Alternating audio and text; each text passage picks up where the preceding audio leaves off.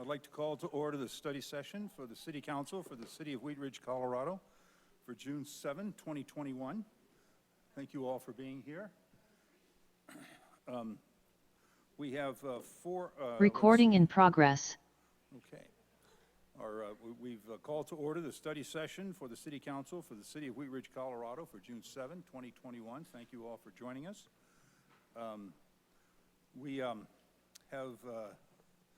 three study items on our agenda tonight. Item number 1 is Urban Renewal Authority Tax Increment Revenue Bonds. Item number 2 is outdoor recreation equipment on private property. And item number 3 is a review of council rules of order and procedure. We start our study session meetings with citizens' comment on items that are on the agenda. If there's anyone with us tonight from the public who would like to speak on items number 1, 2, or 3, now is your opportunity to do so. We have a speakers list coming forward.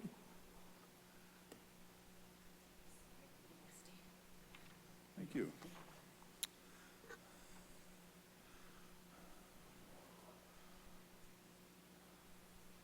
So our first speaker tonight is Peter Barcarini, and on deck will be Kathleen Barcarini, speaking on agenda item number 2. So if you'd like to come to the podium right here, I believe you can come up now and sure, come up to the podium.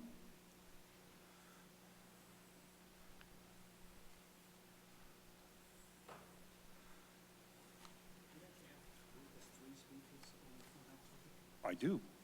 I have one more, just one at the podium and one on deck, and then there'll be one following Kathleen. So, and if you would please give us your first name and last name, if you'd spell your last name for the record, and give us your address. My name is Peter Baccarini. That's B-A-C-C-A-R-I-N-I.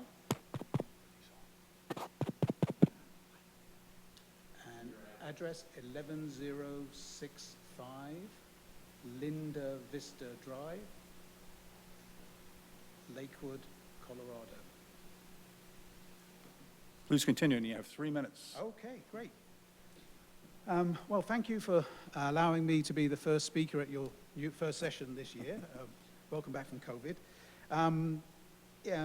We basically owned the property on West 35th Street since 2013, and it really is a great and vibrant neighborhood. We're certainly used to a lot of buzz and noise and folks coming around there. There's 2 pools, actually. We're lucky enough to have neighbors on one side who's got a pool and the other side have got a pool. So we're used to kids having fun, splashing around and noise. But the issue with the half pipe that is being built at the end of our yard, it's, I don't know if you've all seen the photographs, it's about 30 foot high by our estimate. It's something like 30 foot long as well, constructed of plywood, and it's sort of right there next to our fence overlooking the backyard. And it really is, in our view, a different beast. Essentially, it looks like a permanent structure. It's got concrete stanchions that hold it down.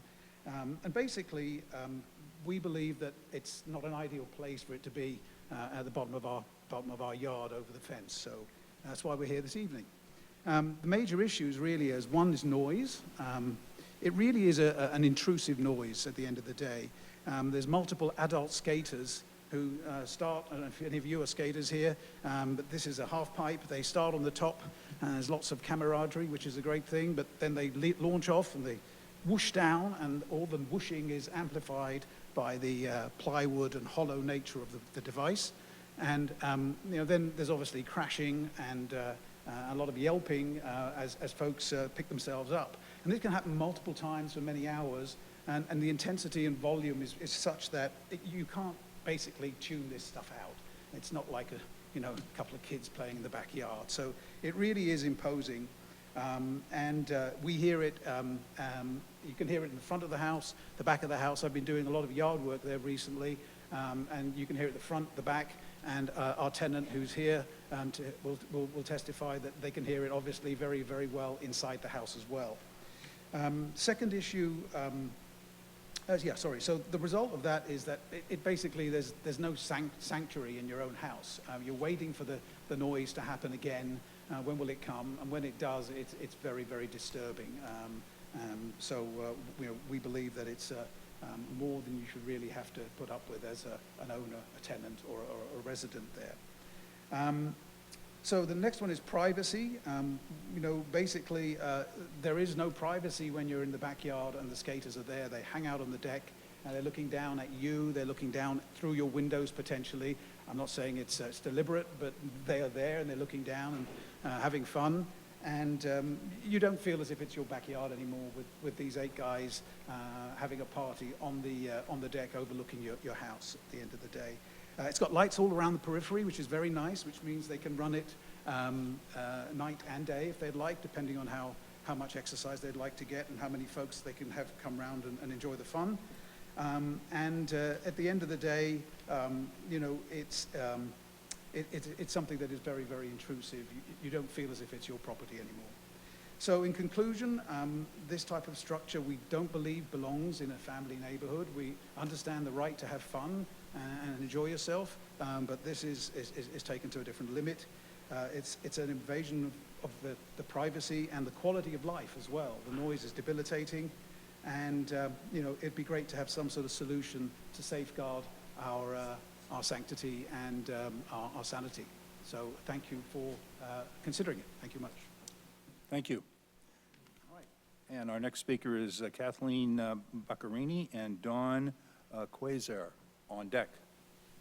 And I forgot to mention, and we're just newly back in the chambers, but our clerk is able to activate the timing device. So you'll see a green light go on, and that's when you're logged in and ready to go. And then I think at the orange light, you have 15 seconds. And maybe when the red light comes on, you've got, your time is up. Okay, So if you'd wrap it up then. great, thank you. Are you ready? Okay. Good evening, my name is Kathleen Baccarini, and thank you for hosting us this evening. We bought our home on our quite peaceful neighborhood in Wheat Ridge back in 2013. It's a super quiet neighborhood, West 35th Ave, walking distance to Prospect Valley Elementary School. So your normal, beautiful Wheat Ridge neighborhood street. I am a realtor, by the way. So it was closed for my kids at the time, to the school, the rec center, the parks, and everything. And our younger son loves to skate, so he was thrilled when the skate park happened on Kipling and 38th. We lived there from 2013 to 2015, and then we moved overseas for work until 2018, so we rented our home. Our tenants moved out, so we had a management company. The tenants moved out this past fall in either late October or beginning of November, and I went over to see the house. I hadn't been there for a little while, and I was absolutely horrified when I walked to the backyard and saw this monstrous structure that was 2/3 of the entire property line in the backyard that was imposing there. So I immediately contacted the city of Wheat Ridge because I was just shocked in my 15 years as a realtor. Throughout Denver metro area, north and south, I've never seen a recreational structure of this size and nature in any yard. Yes, you can see larger pools and things. The difference with this was the impact on the property for us in how much it encroaches with the view, with the privacy, with how much we have to see it, and the visibility into our home. That was just a shock. After going through the process with the city of Wheat Ridge, I was told that under current code, it was basically a recreational structure, just like a basketball hoop or a swimming pool or a trampoline. The difference to me on those items is none of those can see over a property line. A pool is in ground in the structure. I don't see the people. I hear them occasionally. This is a structure that has a massive storage area at the back, has 2 landing decks on top, has lights and electric on it. So how it's called a simple recreational structure, and I never see children on it, actually. You've only seen adults. So after that process with Wheat Ridge, I was advised I could speak to a counselor, and I spoke to Amanda Weaver, who was very helpful in helping me get through this process.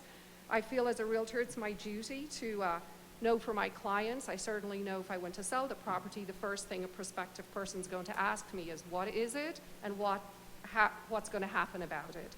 So I know we're limited right now and we need an answer on where this will go. Some of my questions, is there no limitation on the size, the dimensions of a recreation structure in Wheat Ridge? How could I advise a client if they're wanting to purchase, potentially on how big a structure they could put in? Could they put one in even bigger than this? This is the potential future for Wheat Ridge I see if nothing is done about this. And how does it affect an entire neighborhood? It's like, you know, whether you're in the backyard or front yard, I can't sit out there and enjoy it or invite guests over not knowing if this is going to start up. Trust me, it's not a good noise. So I don't know what's defined as a play structure, and does a play structure have storage, entertainment, music, and lights? Because it certainly feels like an entertainment venue. Could I put a deck or addition on my home to be built this high or this close to a property line and a major Excel line? I might Yeah. ask you to kind of wrap it up. Okay. So my last thing is to prevent even more structures and really for the residents of Wheat Ridge, how can we address this issue in our neighborhood and adjoining our property? We at this point, would really like some answers on that. Thank you. Thank you very much. And Dawn, if you'd come in, and if you'd please give us your first name and your last name, and spell your last name and your address. Yes, my name's Dawn Quaiser. Last name is Quaiser, and I live at 10745 West 35th Avenue in Wheat Ridge. Thank you. Please continue. Okay, so I rent the house that we're speaking of on 35th Avenue, and it is very loud, and the privacy issue, I live there with my son, and I do feel like it's intrusive walking out. I mean, I can't really be outside if they're on the structure without someone looking down. Also, I do work from home at times and would have to, I can hear it with the doors and windows shut.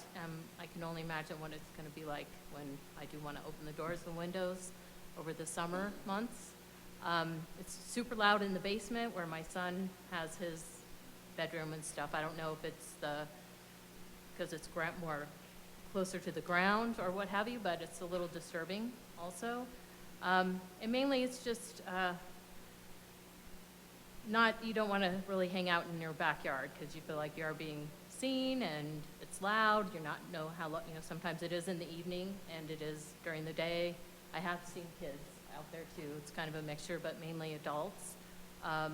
So mainly I'm just here to say it is a little intrusive and loud, and that's really all I have to say. Okay. Well, thank you very much for Yep. coming to speak with council this evening. That's all of the individuals that I have signed up on our roster. Is there anyone who hasn't signed up who would like to speak at this time under citizens' right to speak? Okay. Should I be asking about online people? Are we I think normally, live yes. on Zoom? If there's anyone who would like to just put their hand up if they'd like to speak. I don't think so, Mayor. Okay. If there's no more people here and no more people virtually, then we will close our citizens' right to speak and go to our first agenda item. This is number 1, Urban Renewal Authority Tax Increment Revenue Bonds. Mr. Goff. Yeah, thank you, Mr. Mayor. Good evening, everybody, and welcome back to Council's Chambers. It's great to be back. We do have a couple items this evening and a couple staff members here to help with this item. I'm going to introduce it, kick it off, and turn it over to Steve Art. He'll introduce our guest. I did brief Council several weeks ago about an activity of the Wheat Ridge Urban Renewal Authority, and Councilmember Hoppy is the City Council's representative on that board, and she's been at those meetings. But the Urban Renewal Authority is issuing tax-exempt bonds this summer in July, I believe. We're hoping to shoot for July. And really taking advantage of a lot of the growth in our community. The tax exempt bonds they're looking at are property increment bonds only. Really capturing the increase in property tax values in the I-70 Kipling corridor urban renewal area. And there's a lot of development. That area does include the Applewood Shopping Center, the Clear Creek Crossing development, and our G-Line TOD Ward station area. So there's been a lot of development in those areas. We're seeing a lot of property tax increment. We're going to see a lot of property tax increment over the next several years. So the Urban Authority is going to take advantage of that and capture those increment dollars and issue bonds and to help fund many, many projects. And there's a list in your packet that has a list of those projects. I don't think the Urban Authority will finalize that list at their next meeting. I think their meeting's on when's your next meeting? June 15th. But the primary reason we went down this route was to help us finish the infrastructure projects up at the Ward TOD Center. If you remember, the City Council agreed to divert some of the funding that was from the 2E bonds, the city's sales tax bonds that were issued back in 2017. We diverted some of those funds to the Clear Creek Crossing project to finish the infrastructure that was needed for that site, and that is wrapping up in the next week or two. And the agreement is that the developer of that site, Evergreen, will reimburse the city approximately about $10 million for those funds that were diverted. Unfortunately, we're probably not going to see those dollars for, not this year, probably not until next year, and it may not all come in at once. So we want to meet our promises to our voters and get those projects done up at the Wheat Ridge Ward Station. So this is one avenue, one way to do that for the Urban Renewal Authority to issue these bonds. And I think we've allocated about $15 million from these bonds to finish those projects up there. Basically 52nd Avenue, Ridge Road, Tabor, the pedestrian bridge over the tracks, and the pedestrian path down to the frontage road by I-70. And then there's other projects on the list that will also help relieve some of the pressure on our CIP budget, our capital improvement budget. Two of the projects are typical CIP projects, one of those being improvements to the 38th and Kipling interchange, which was budgeted, and it's already designed, and it was supposed to be in the budget for this year, but because of COVID, we did cut that project. And then there's also a bridge repair project on Kipling, which was also in the CIP budget, and we cut that. So these funds will also help with those types of projects.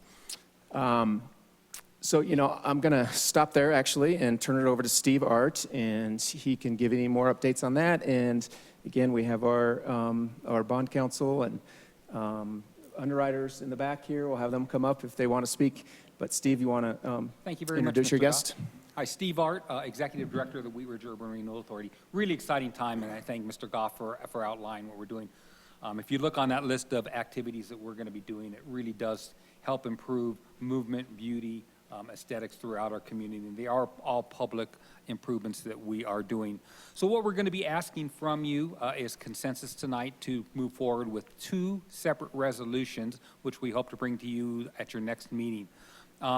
The easiest of the resolutions that I'll start with is an IGA, an intergovernmental agreement between the Wheat Ridge Urban Renewal Authority and the City of Wheat Ridge, because these bond funds are going to flow to the Urban Renewal Authority, but the vast majority of all the activities that you see in the projects on here will be managed by the city through private contractors. So there needs to be a mechanism that will flow that money from the Urban Renewal Authority to the city. So this IGA rectifies that situation, allows the Urban Renewal Authority to be the holder of the funds, and then as bills and invoices come in, the Urban Renewal Authority would reimburse the city.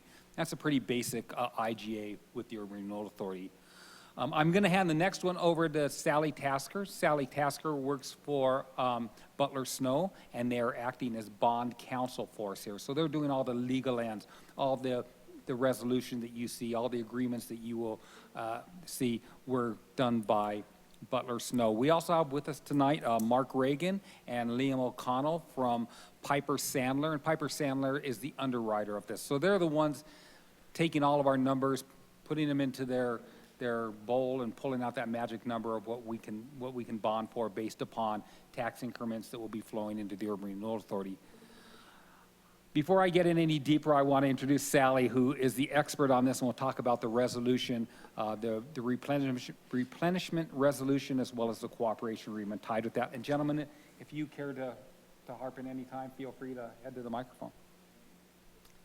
Good evening, Sally Tasker with Butler Snow, and we are bond counsel to the Urban Renewal Authority for the issuance of these tax-exempt bonds. So the way you're going to get the money to do these projects is the underwriters are going to take these to the market, and they'll be sold, and then the proceeds will go to the URA, the net proceeds, and then they will spend them on these various projects. So as we were talking to the underwriter about in the city about the best way to structure the transaction, one of the things is the rating agencies like the city's credit. And so one of the things that will secure the bonds is a reserve fund. So the bonds will be payable solely or primarily from these property tax increment revenues from the urban renewal area. So as you know, the base is frozen at a certain level, and then as the assessed value goes up from these various improvements, the taxes that are levied on this additional amount are the tax increment revenues that come to the URA to pay for these various projects that are helping the property taxes rise. So as they get the money, they're going to be pledging them to the payment of these bonds. And so the bonds will also be secured by money in a reserve fund. So if that money is not sufficient to pay the bonds at any time, then the trustee will have the right to draw on a reserve fund. And it's usually about 10% of the proceeds of the bonds, roughly, is what the reserve fund will be. So if the bonds are $50 million principal amount, there'll be a $5 million reserve fund. Usually it's also about 1 year's worth of debt service. So that makes investors in these bonds, because they'll be publicly sold, that makes them feel more secure, that if there's some dip in the revenue in 1 year, then there's money sitting there to pay them. And what we're asking the city to do, and the city's actually done this before on these transactions, is to adopt a resolution of your present intention that if this reserve fund is drawn on to pay the bonds, or if for whatever reason it's not up to the certain level that we've told the investors it will be at, that the city manager will come to the city council and ask you to replenish the reserve fund up to that level. So let's say we're $500,000 short and one payment, the trustee draws in the reserve fund, the bondholders get paid. Now, if there's enough property tax increment revenue coming in before the next payment is due, then that will just flow into the reserve fund. So there's a flow of funds, and in it will go. But if for some reason there is a shortage, then you will be asked at that time to make a replenishment of the reserve fund. So in my example, that'd be $500,000. Now, if you choose not to do that, that's totally fine, sole discretion. There's no impact on the bonds. The bonds don't go into default. It's non-binding. There's no obligation on the city. But that being said, the credit agencies, the rating agencies like that. And so because if the city chooses to adopt this replenishment resolution, sometimes you'll hear it referred to as a moral obligation resolution because there's no legal obligation. But if you do adopt this, then the rating on the bonds will be higher. And if the rating on the bonds is higher, then the interest rate on the bonds is lower, so there'll be lower borrowing costs. So ultimately, this is being done to assure the investors that not only do we have the TIF revenues behind this, but also the city will back this in your sole discretion. So that's the reason we're doing it, and you have done this in the past. There's many entities that will do this, just basically to put people more at ease with the credit or to get a higher credit rating. And if you do replenish the reserve fund, the cooperation agreement is also being approved by the same resolution. And that's basically between the city and the authority that says if the city makes the loan or the replenishment, it's a loan to the authority. So the next available revenues that are coming in from the property tax that aren't needed to pay the bonds would be paid back to the city. So it is subordinate. We can't put the obligation to the city ahead of the bondholders or even on the same. They need the first bite of the apple. But once those start flowing again, then the city would get paid back. You're not going to get interest on your money, but you would get paid back. So that's kind of the gist. There will just be one resolution. I don't know if it's in your packet, but there's one resolution, and then there's a cooperation agreement. The other part of the cooperation agreement just says that the city will continue to lend employees and things to the URA for their functions. So is there any questions on this? I did want to add, before I let you talk, the bonds are not an obligation of the city. They are solely payable from these property tax increment revenues and monies in the reserve fund. And as the monies come in, the authority remits them over to the trustee. And so we've got the money locked down to increase the security for the bondholders and to increase the rating. So that's kind of it from Should my we, perspective. yeah, should we have our representatives, maybe from Piper, talk about their analysis of the TIF capacity, and you can come up to this mic if you'd like. All right, thanks for the intro, Sally. I think she did a great job of explaining what the moral obligation would do on a high level. Just to put some numbers to that, without the moral obligation, the credit would likely be a non-rated credit going to the market, and it's certainly a transaction that we can execute on, but right now we're seeing rates for non-rated credits similar to the URA for TIF issuances, issue at around a 5% interest rate. With the moral obligation, we expect that the issuance could get a rating in the single A category, which is the second investment grade category, and that would bring the interest rates down in the current market to around 3%. So it's a pretty significant reduction in interest rate, and not only does that help with lowering debt service, but it allows the authority to issue the bonds with a little bit more premium, and we can get into that if we want to, but essentially what that does is increase the capacity for funding projects. So right now, based on the initial reports we've seen from Arlen and Associates on the projects being built there and the future absorption expectations, along with a fairly conservative biennial reassessment. We project biennial reassessment in our TIF models at 2%, and I know that Wheat Ridge has been blowing that out of the water for a long time. That's what investors are typically comfortable with, so there's a conservative nature to that, and on top of that, with the projections, those conservative projections, we structured the bonds with a coverage ratio of approximately 1.3 times. So what that means is we project out the cash flow we think these projects that are coming out of the ground and that are in the permitting process have, and we structure the bonds to have debt service in any individual year at, or the revenues to be 1.3 times what our debt service is. So there is a cushion, a pretty substantial cushion in our projections, again, that would be used before the city had to step in on the moral obligation. Another thing that the authority has done very well is set this issuance up right in time with the call date coming up on the 2018 bonds, so there's a refinancing opportunity. The 2018 bonds that the authority has right now are currently outstanding at a 4.6%, and we're projecting that we can get that roughly down to a 2%. So we can cut that more than in half, again, to increase capacity for the authority.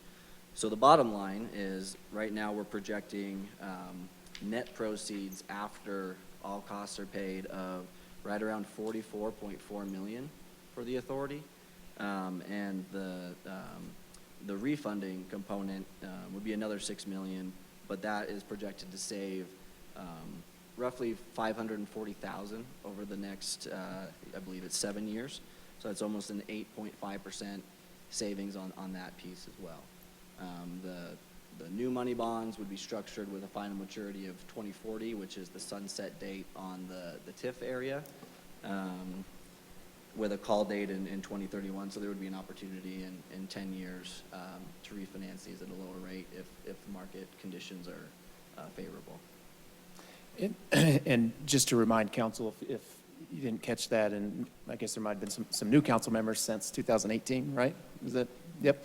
The 2018 bonds was a bank loan that the Urban Renewal Authority got for the Clear Creek Crossing project. It was in the amount of a net $5 million, but the loan was about $6.3 million. So that was a bank loan. No debt service payments have been made on that yet.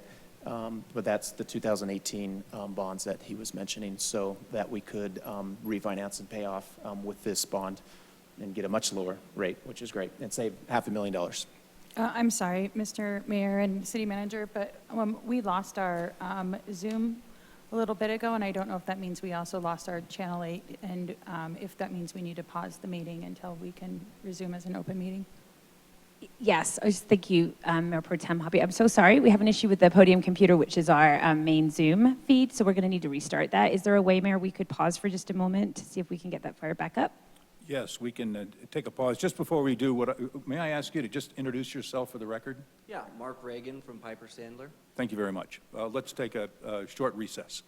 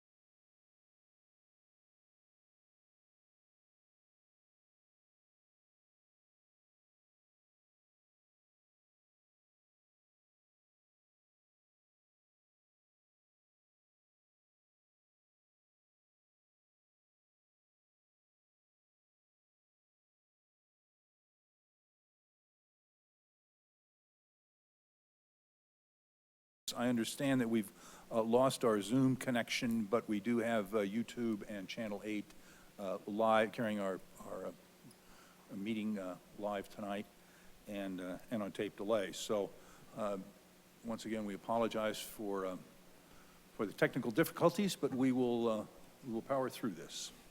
So thank you very much for your presentation, and I believe we're ready for questions from council.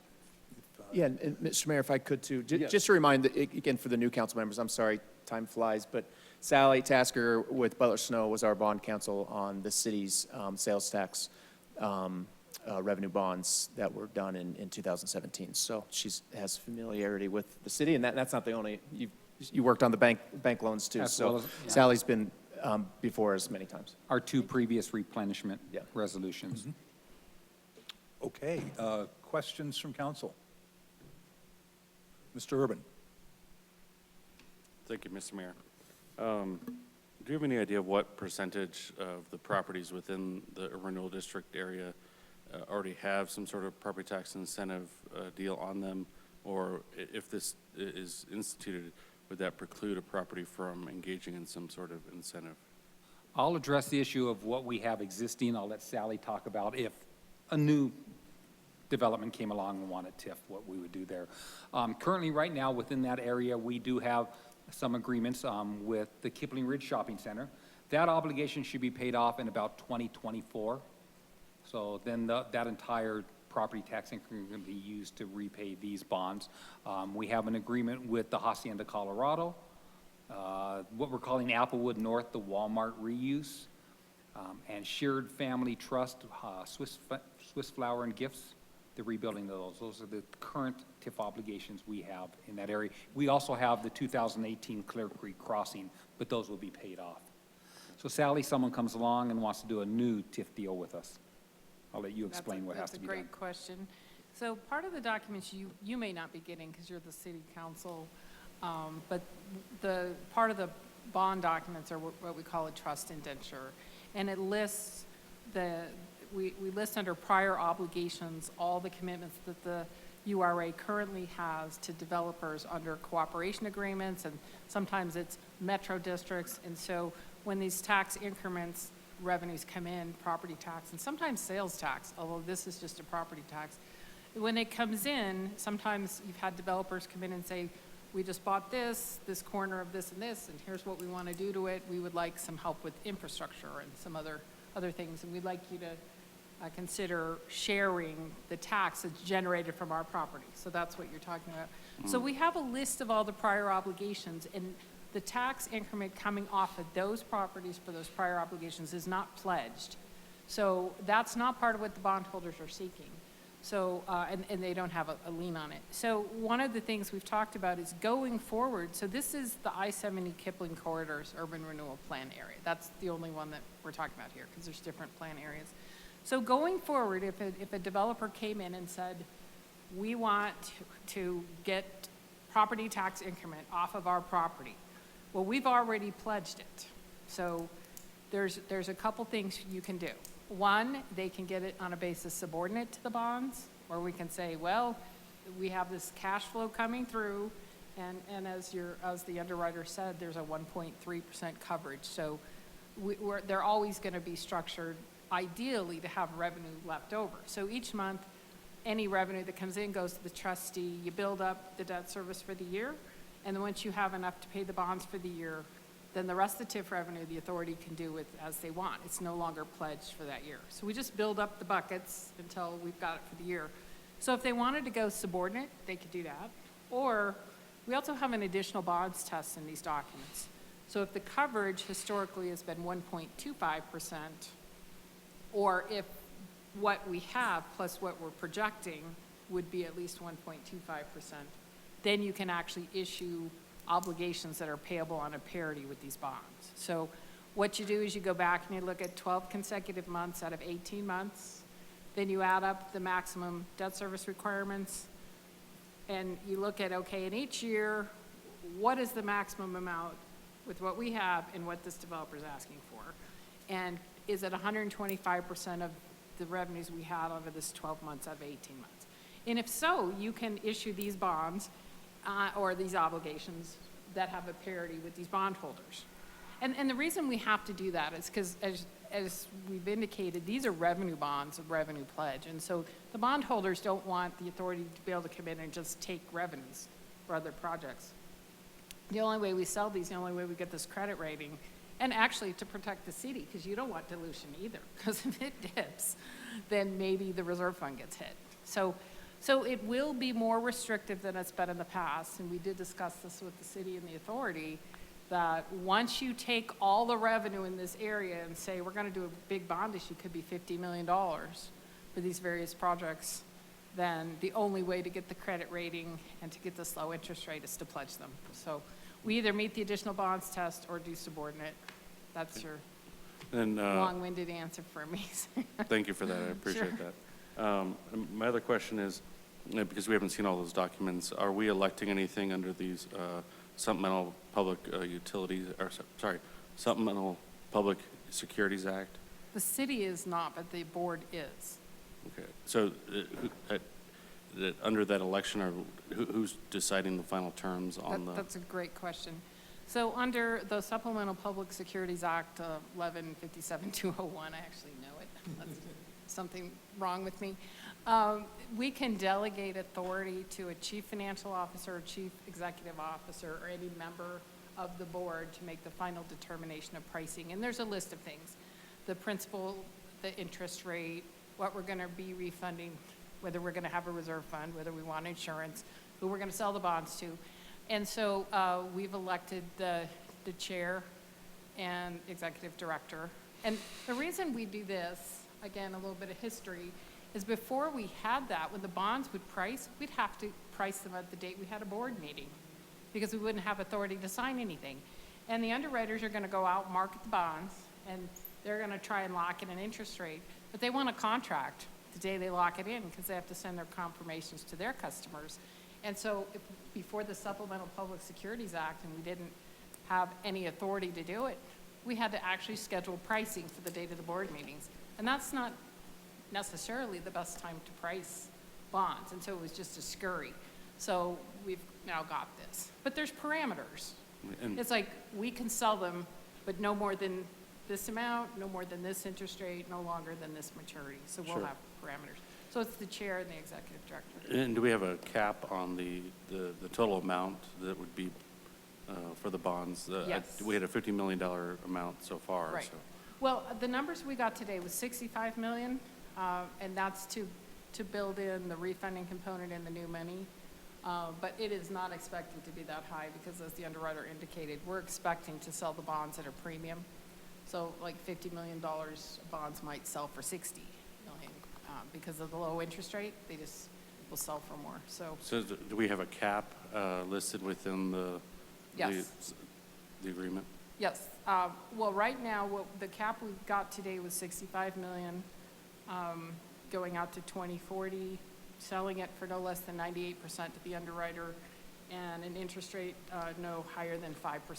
But Okay. that's just, those are the worst case scenarios. Sounds good. Thank you. You know a lot about this. And Mr. Urban, this is the same arrangement we had for the city's sales tax revenue bonds, and I believe I probably had the authority to do the final sign-off. But I'm not an expert at it. We count on our team of our bond counsel and our underwriters to make sure that we're getting the best deal as possible. So, and it'll be the same with the urban renewal chair. We'll advise him. It's him now, right? Walt Pettit is our chair, and to make sure that we have the best deal. Thank you. Additional questions?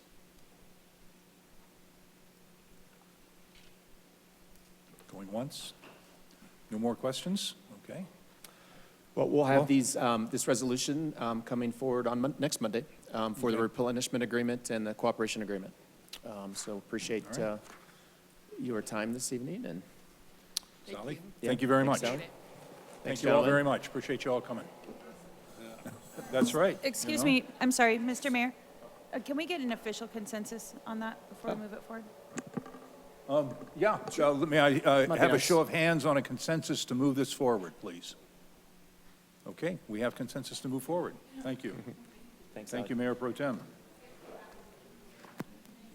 probably good. Okay.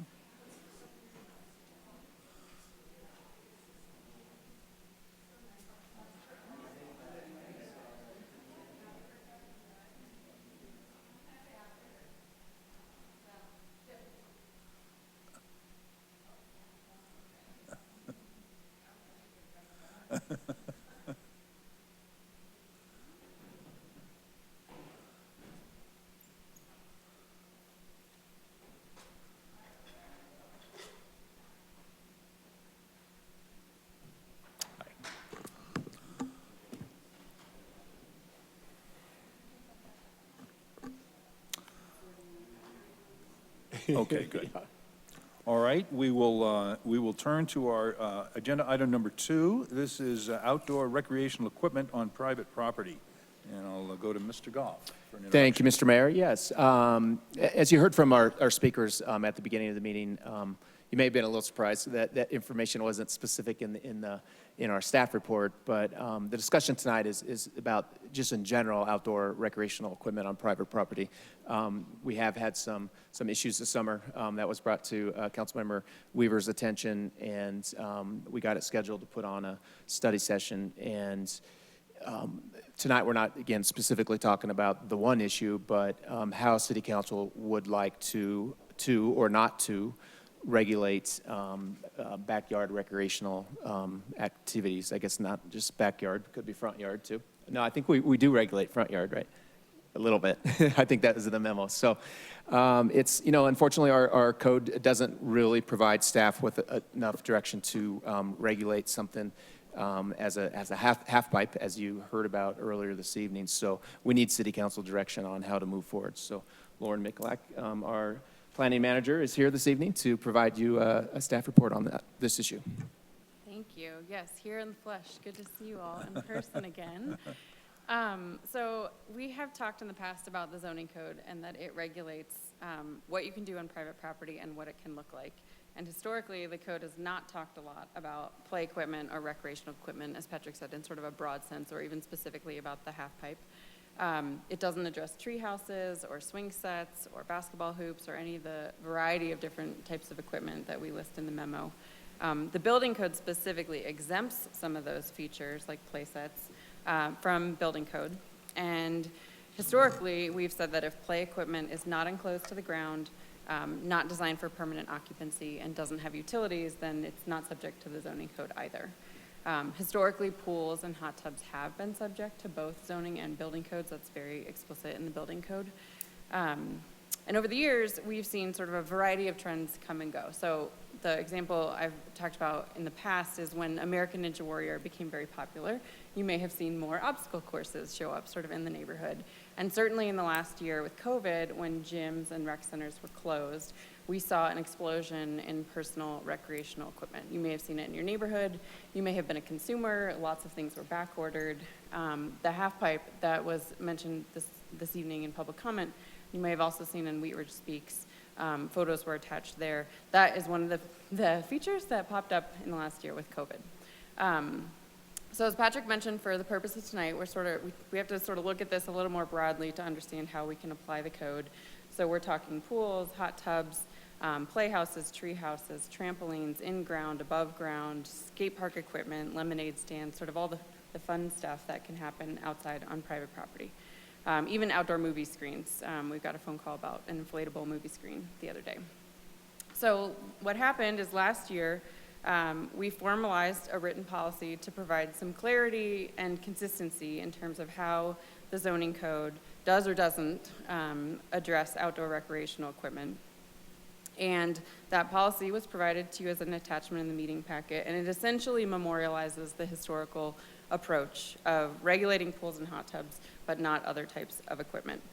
We've talked to some of our neighboring communities, Lakewood, Golden, and Edgewater, and we're fairly consistent in that respect. So staying the course with that policy would be one of the options we could take out of tonight. The question, I think, is more of whether we want to change that current approach, and if so, how. We offered one alternative approach in the memo. So if you desire to more proactively regulate outdoor recreation equipment or some sector of it, then we can modify that existing policy. In that context, the question becomes more about sort of if there is a line where some pieces of equipment, half pipe or more broadly, others too, look, feel, or function in such a way that we should really classify them as structures and then regulate them more similarly to the way that we do, say, a shed or a garage or other detached structures on property, whether it's front yard, backyard, side yard. And in that respect, then you could subject something to size requirements, height requirements, setback requirements. If there is a desire to make a change, specifically in the manner that we propose about whether something is more or less permanent, we think we could probably do that by policy and not necessarily have to codify it. But it may depend a little bit on if you want to take a different approach, whether we need to codify something or not. The other thing that we want to think about tonight or moving forward would be if or how any change in the rules or interpretation would apply to an existing structure. So like the half pipe or any other play sets or equipment that may be on folks' property already. That too could inform whether or not we codify a policy change. I think that's all that I have by way of introduction. Ken was joining us by Zoom, but I'm your expert tonight on outdoor rec equipment, hopefully. So I'm happy to take any questions or discuss any elements of the memo. Okay. Thank you. Questions from council? Ms. Weaver? Thank you so much for coming in and talking about this. So I have been in discussions just about these various things that have been built throughout Wheat Ridge, and I guess I'm trying to understand. I'm trying to wrap my brain around if it's the policy like that we think about structures like you say, or is it like a pool? It's not like a pool. Or is it a series of things like noise and privacy and, does that make sense? Like addressing the thing or addressing the things about the thing that are offensive? Does that make sense? And so I'm trying to sort of understand what is the best policy in planning to sort of address that, because I don't think any of us wish to sort of get into people's backyards. However, when someone's backyard is sort of reaching out into other people's backyards, Sure. I'm just trying to get my brain around it. Yeah, I expected the question of whether can we use the noise ordinance, and I think what you're asking is can we address the side effects and not the source, and sometimes that feels a little bit like whack-a-mole. So I think and we could do that, code enforcement could get involved. I don't think to date it's been an effective approach in terms of using our noise ordinance, which I know you guys have worked a lot on recently. So it probably begs the question of whether the source, in this case, the half pipe or any other type of structure is appropriate or not, or we need to regulate that sort of improvement or structure. Mr. Stites? Thank you, Mr. Mayor. So I know, and I've spoken to Mr. Johnstone about this, and he's kind of said that he doesn't like the idea of regulating tree houses, and I kind of agree with that quite a bit. Play structures and things like that. Specifically, and I know you said you gotten calls about other things, but are we mostly just talking about this half pipe, or are we talking about more than that? It's my understanding, well, the half pipe is the reason I think it ended up on the agenda. Right. But just in driving around as we were crafting this to understand, are we talking about more than this? I mean, when you start to think about it, I think you become more aware of how many different types of equipment there are, trampolines, play structures, you get corner lots and there are swing sets in the front yard, and that's allowed by the code right now, and not a lot of other options on some properties for where to put it. So it's hard to we could write a code that just says giant half pipes, but tomorrow it'll be something else. So that's why we tend to try to generalize it into a bigger bucket of like improvements. Is there a way to regulate, maybe not what something is, but the size of something? Sure. And that sort of thing? Or like this, I know it's a half pipe, but really it's 30 feet tall, 30 feet wide. It's a building, right? And it's hollow. So there could be ways to go in. It's a deck. So I think one of our speakers asked tonight, if she were to build a 30-foot deck in her backyard, she would need a permit, right? Yes, yeah. And if she was to build a shed, there would be setbacks and things like that. So how does this hollow structure, because it looks like something, how is it not a shed, or how is it not a deck, I guess? There are specific definitions in the code about what buildings are. The approach that you've suggested is, I think, similar to what Golden does, where anything less than 200 square feet, we're fine with it, and anything bigger, then we start to say, okay, this really feels more like a shed or a garage, and we need to regulate. So I don't know how they picked the 200 number. They didn't know that when I called to ask, but it's been working for them so far. So you could pick a number and say, bigger than this, it really feels like it's a different animal, and we need to regulate it differently. We do something like that with sheds, right? It has to be Yes. like 250 square feet or something like that. Yes, so right? each residential zone district has a threshold, size or height threshold, where we say it's minor versus major, and different size and setback requirements apply. Yes, similar approach. Okay. Well, I mean, obviously, if we're trying to solve it, it needs to be retroactive, whatever we do. But I would, if we can go forward, I would like us to go forward, not trying to regulate what it is, but maybe the size and the makeup of it, so. Ms. Nosler-Beck and then Ms. Hulteen.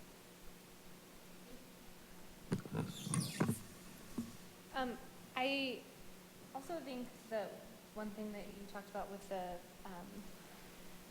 doing the same thing that we do with the storage sheds makes a lot of sense, because there's also the component of setbacks involved, and at least with this case, with the height and people being able to peer over, and now all of a sudden there is a privacy issue.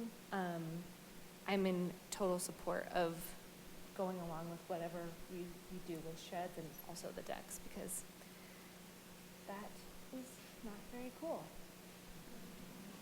Thank you, Ms. Hulteen. Thank you, Mr. Mayor. This question, like my peers, it kind of brought to me, like, what's the difference between a play structure and a structure? And when our speakers tonight were describing what's in the neighbor's backyard, I mean, I think they even cited that there's utilities on it for lighting. And it seems like there are a lot of parameters that have been brought up tonight that sort of differentiate between, what is a play structure versus like a structure that starts to have these certain thresholds. And when it comes to the height, I mean, we used to have an amazing play structure for my son when he was little, and half the fun is it was tall enough to have a decent slide. And so I think we want to be mindful of not regulating what seems like, day-to-day common sense enjoyment for families and kids. But I like regulations that are close to our sheds. So that 250 square foot makes sense to me.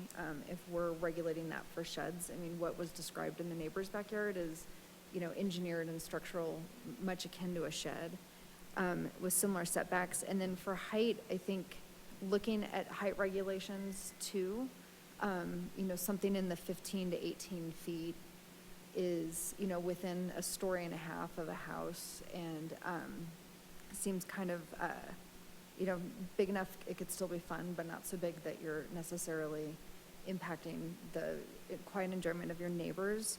And then certainly anything that requires any type of utilities, to me, seems a threshold that we're not talking about just a play structure anymore. And then I think you mentioned the inflatable movie theater. My neighbors have one of those too. Something like that feels temporary to me.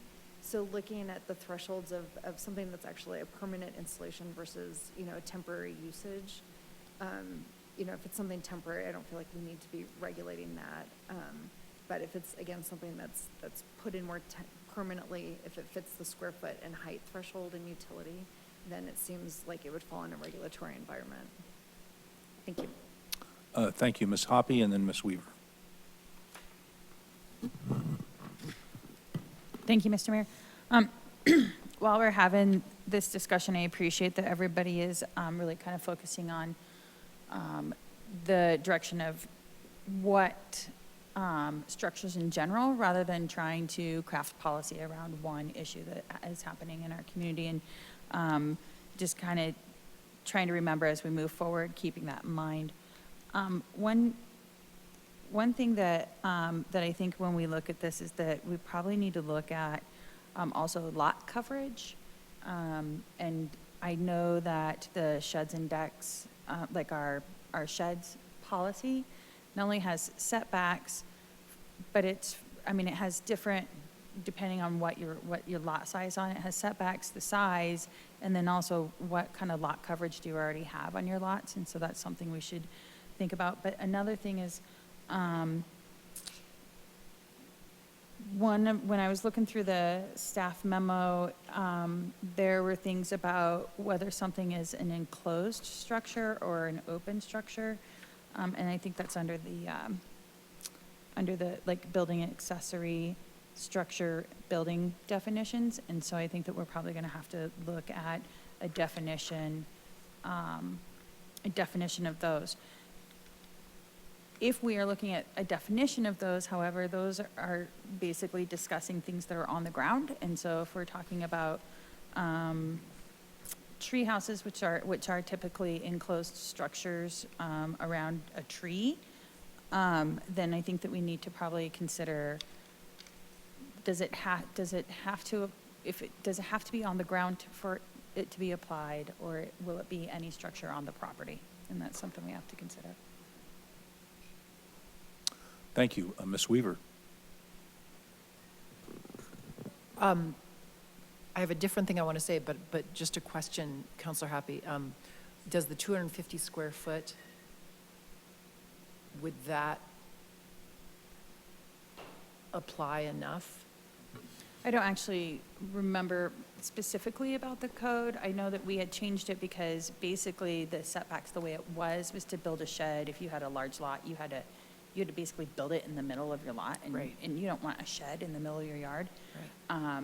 So from what I remember, we moved it so that the setbacks were smaller, and then there was maximum size, and Lauren probably knows more than I remember, but I do remember 250, I think, being one of the larger sizes. Yeah. Well, I don't want to necessarily deal with the thing, right? Because we don't know what the next thing will be.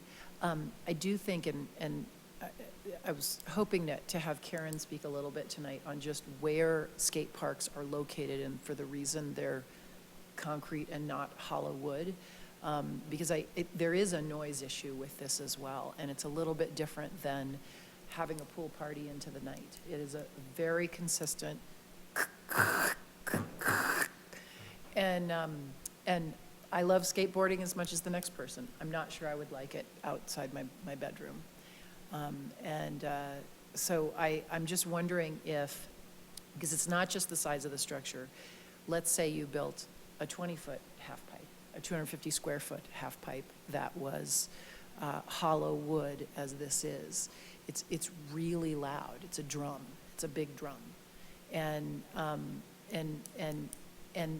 again, without regulating this specific thing, I do think we have to look at the action that's happening. It's an adult on this big drum, basically. And to give you, just when I first heard about this, I sort of, I sort of couldn't believe it. And so I kind of want to give you the scale of this. I mean, I know you've seen the pictures, but literally I went and sat at the corner of where the pictures were taken. And it's higher than that, if I was sitting back there, it's higher than that highest point in this building. And it's 30 feet, so it's easily to here. And it's this massive hollow wood structure. And if you've ever seen a half pipe up at Winter Park or wherever, I guess my question is, can I build an Olympic-sized pool just because I have the space for it? And is that appropriate in a residential zone? Is it okay to build an adult-size half pipe? And so in that way, I do feel like we do need to look at some of the specific structures and say, Denver put skate parks very purposefully in certain places because of the sound. We put a skate park at Kipling and 38th with a buffer of a block, right, on any side for residences. And so I guess my question is, Lauren, is there well, I don't know if it's noise. Is there anything in that building? How do we do that? Like, what happens if people have pool parties every night? Or is it something that falls in the noise ordinance where if you're gonna use your big hollow thing, that whatever you're doing on it and beat your drums for 4 hours every night, do you have to get a permit like you do to have a band? You know, we spend a lot of time on amplified music. Sorry, just asking questions, but it's an awesome thing to behold, and I think the question then becomes,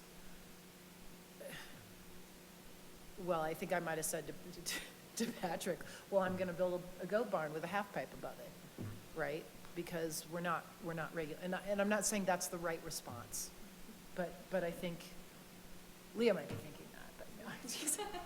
Anyway, just some comments. I'd love to hear from you all on what else besides the building, because I do feel like there's a couple other issues that do relate to some different kinds of sports, and I don't have a trampoline, and I don't know all this structure, so I don't know where I'm being Thank you, Ms. Hutchinson. And if counselors would please sort of speak into the mics, they don't seem to be picking up a lot of. Thank you, Mr. Mayor. When I looked at those pictures, the first thing I saw was the 8-foot fence. Then I saw this other thing wow, what is that? So it's not just about what's being done in a yard, it also, what is the concern about the people that are around, okay? And our regulations are a fence can be no higher than 8 feet. Then this thing is like huge, is like, how did this happen? This just didn't get built overnight. And I do know that we're kidding ourselves if we think that people in the city aren't going to do whatever they want in their backyard and things like that, because I heard about it when I was walking around talking to people, you know. But height is an issue. I mean, not only are they looking next door or anything, they're looking on the whole block, okay? So it's privacy issue, concern for others, and trampolines, come on, you don't see the trampoline in your backyard unless they're jumping. Okay, fine, they're jumping. Basketball hoop, okay, fine, whatever. Those things are not an issue, you know? But I've never seen anything like this before. I've never seen it, and I'm thinking, how did that happen? You know, so I get it about people want to have fun, they want to have recreation. There's also a concern about the neighborhood.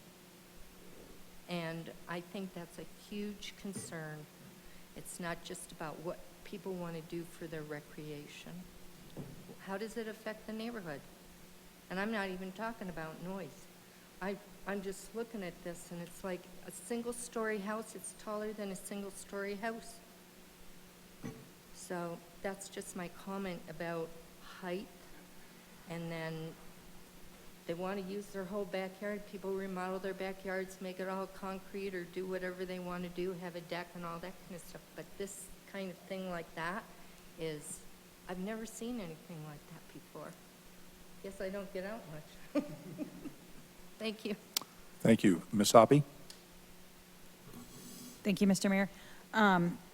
Well, I mean, for some of the questions that Councilwoman Weaver asked, I mean, we do have a noise ordinance. Therefore, a call has to be made to the police department so that they can start their process with that.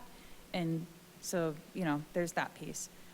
What we're looking at is massing of structures. So that, like, we need to not be mixing in noise ordinances and things like that into it. I will ask Lauren, though, to please answer the question on the sheds. I looked it up, and I think I found the right one, but I just wanted, I'm sure you have it. And so. Yeah, so we distinguish between minor and major. Sheds are usually minor. The size limitations actually vary on the zone district. So what I think we were talking about is that in the R1 district, where the setbacks are the greatest, 15 feet, we changed the minor limit to 200. So we said if it's less than 200 feet, it doesn't need a 15-foot setback. That's kind of ridiculous. So that's actually the lowest threshold. In other zone districts, a shed can be 300 or 400 square feet.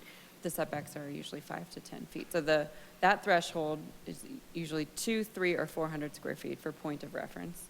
You could, as one option, just to throw out, you could say it's certain permanent play structures shall be classified as structures and be subject to the minor accessory regulations, and know that they'll change depending on the zone district. Or we can say permanent play structures shall be limited to X, Y, and Z, height, size, and setback, and shall also comply with the underlying lot coverage requirement, which is something we do have for pools. So if you had an enormous lot, you could fit an enormous pool.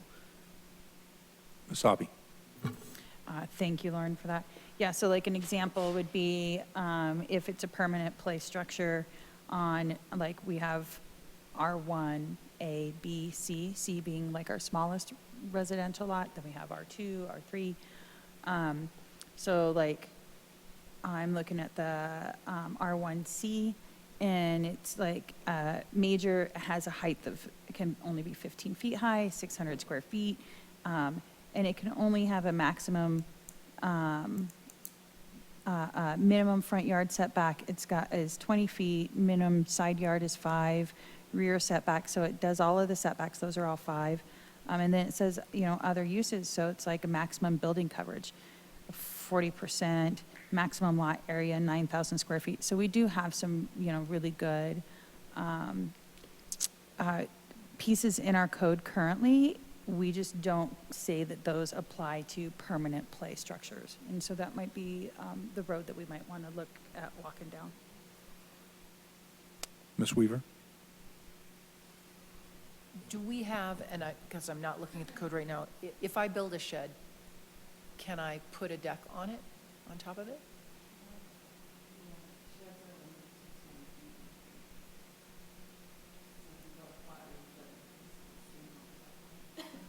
Well, could I though, because?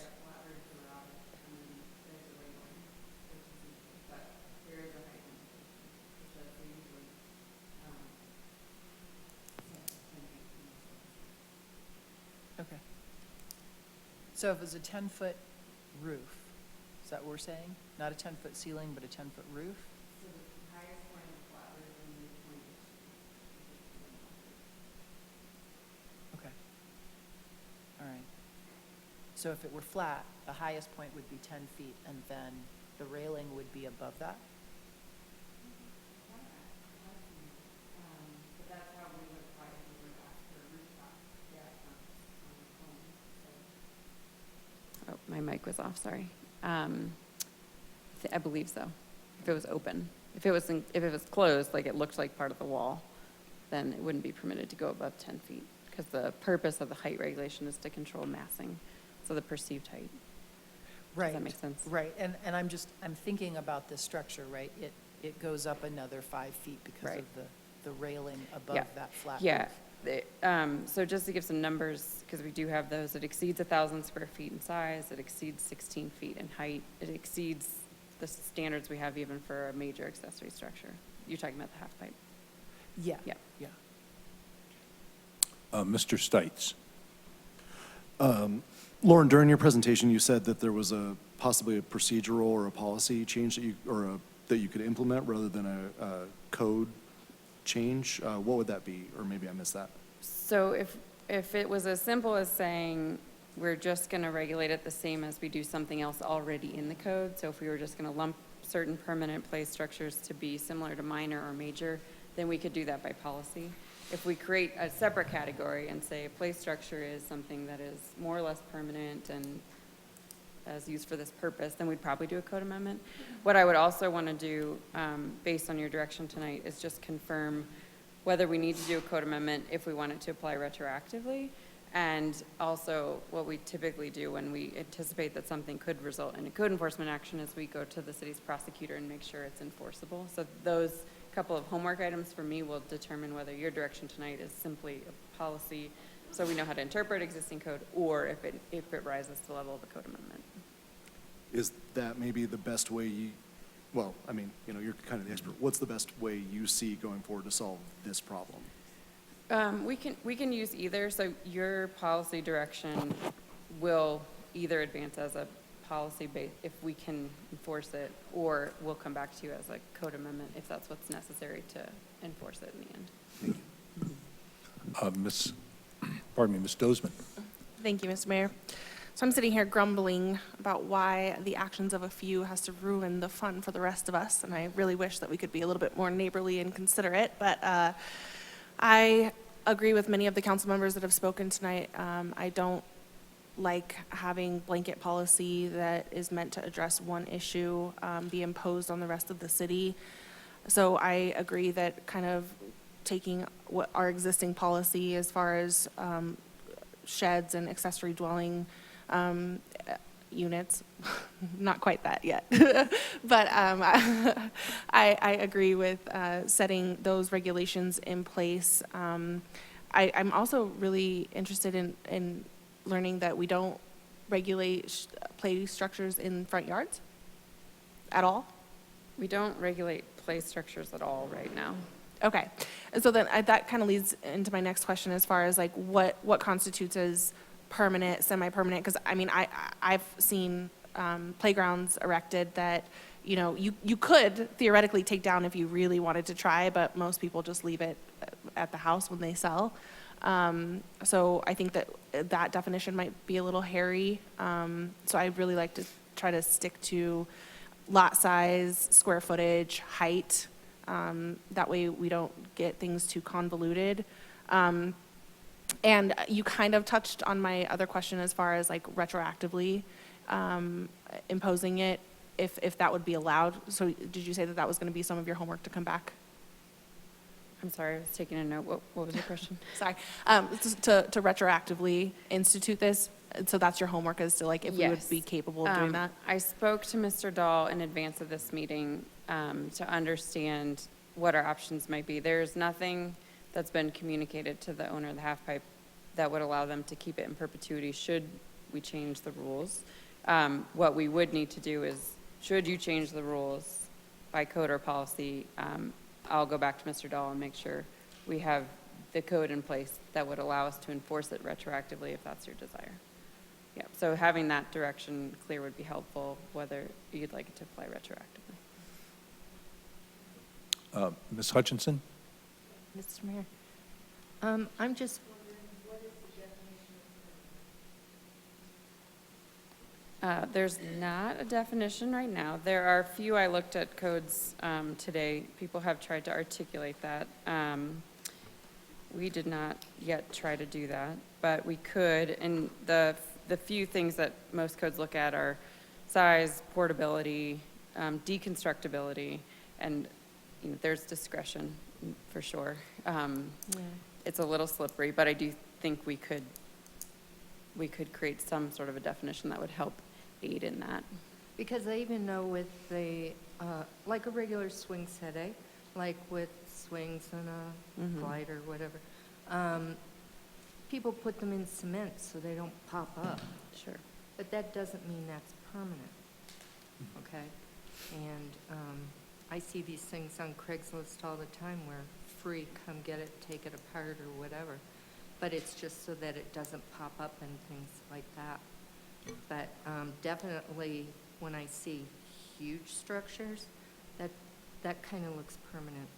Sure. You can't lift that. Portability I've seen sometimes in place of permanence, just because that, I mean, that too is a little bit of a gray area, but Yeah. you know, can two people move it at a moment's notice kind of a thing. Oh, okay. We have a few options, I think. Okay. Ms. Hulteen? Thank you, Mr. Mayor. I think, again, I'm not a engineer or construction person or code expert on this, but when we're talking about the footprint size as one of the factors that would trigger regulation, you know, whether you set it in concrete or not, like a little playset is a little playset and wouldn't fall under any type of regulation. When you get to these thresholds of 250 or 200 square feet, there's a certain amount of engineering and permanence that goes into it by the nature of its size. So it seems like some of those just kind of fall in, the size itself creates some permanence or impermanence. An instance, again, not to regulate around specific examples, but several years ago, there was a house in District 2 on Harlan that kind of rearranged their front yard into like an adventure park. It was really, and we all saw it because it was the front yard. Do you know the house I'm talking about? Yeah. And, but they had this like, the equivalent of like a big golf backstop. Like it was this gigantic pole and netting. And, that seems like that could kind of fall in the gaps there because basically it was like a pole and some netting. So I'm just sort of curious how something like that would fall under the type of regulatory environment we're talking about.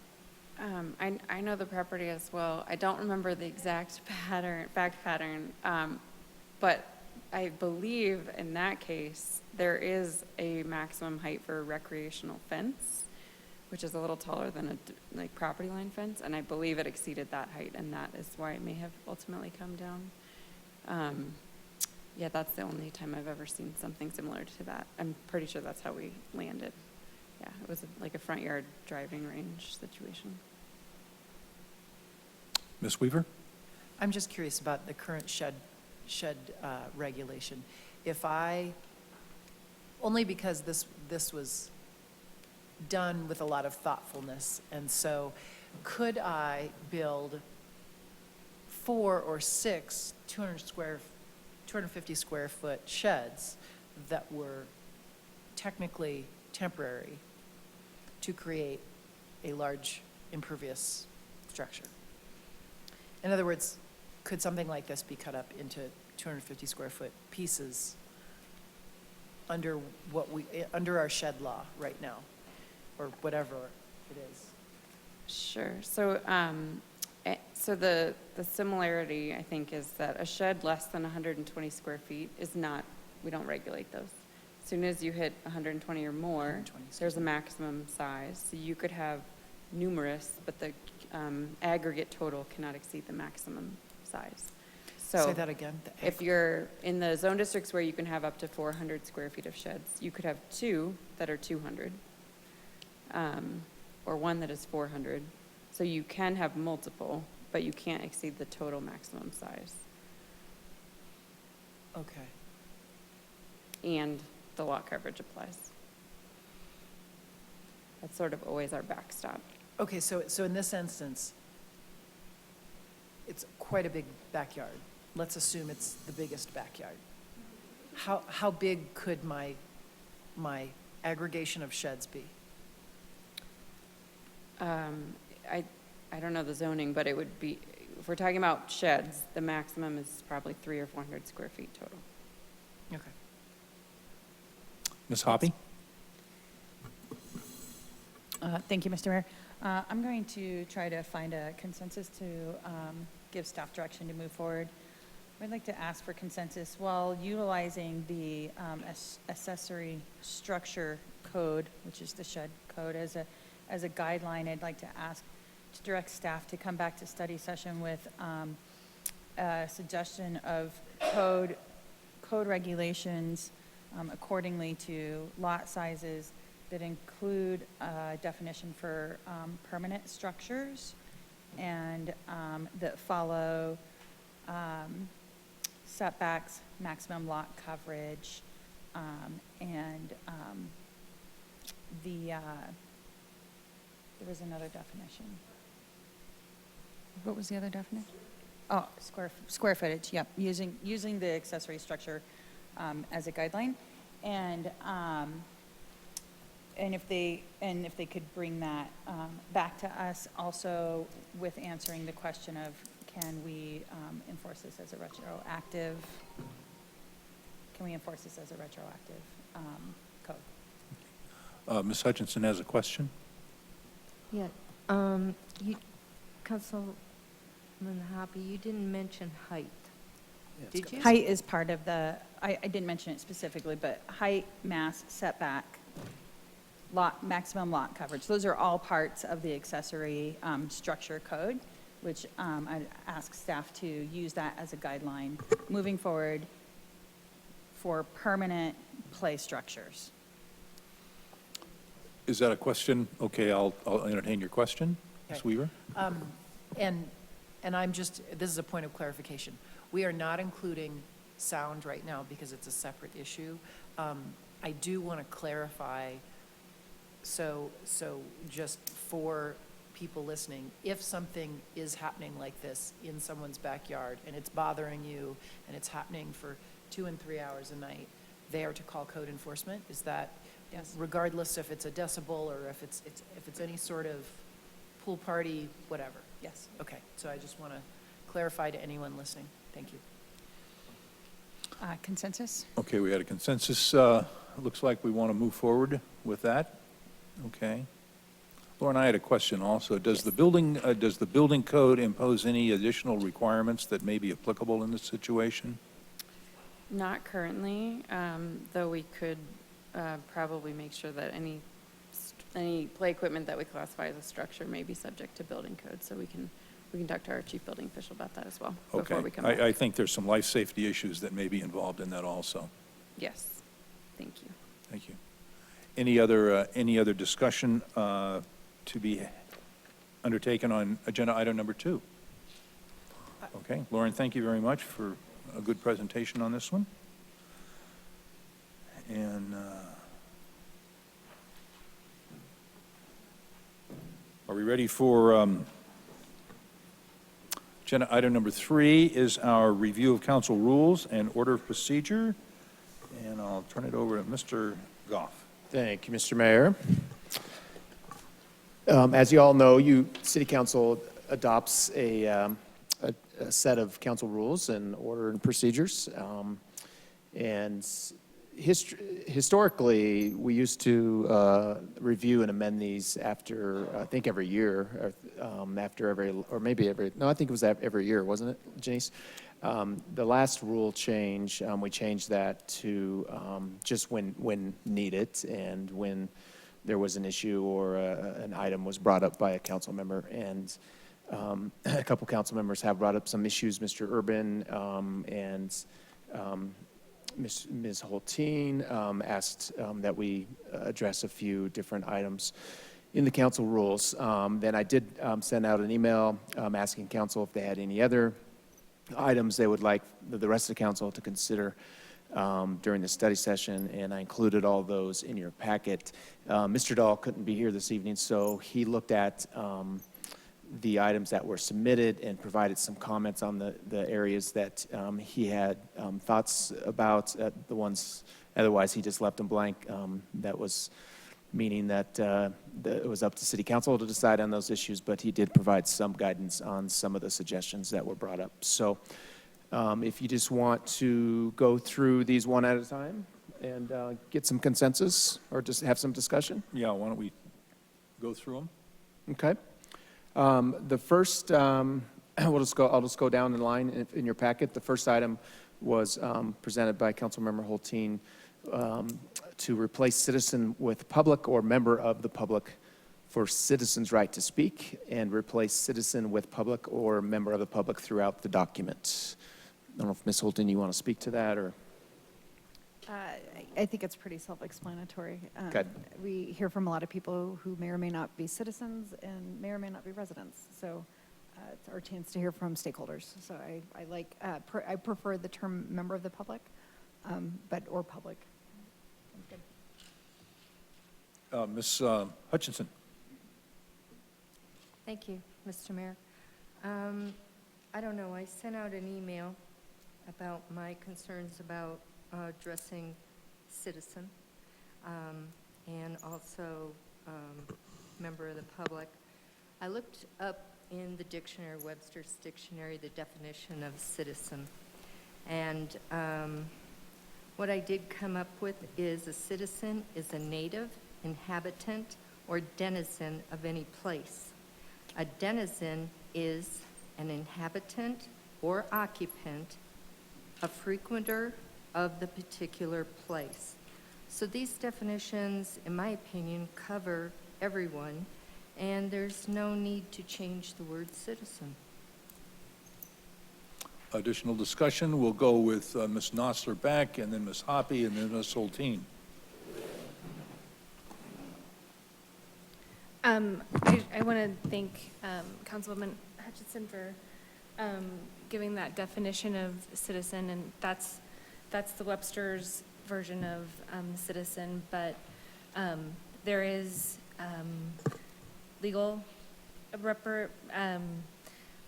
meaning behind that as well, and this is meant to be a public forum, and it can now be an exclusionary way to keep people out of the conversation and not making it a public forum. Even though we are using that definition of citizen here in this body, in a lot of public forums, they're now not necessarily using this language, but are using resident instead of public, or neighbor or community member, to define what public means. So I'm in full support of replacing citizen with public or member of the public. Thanks. Ms. Hoppy?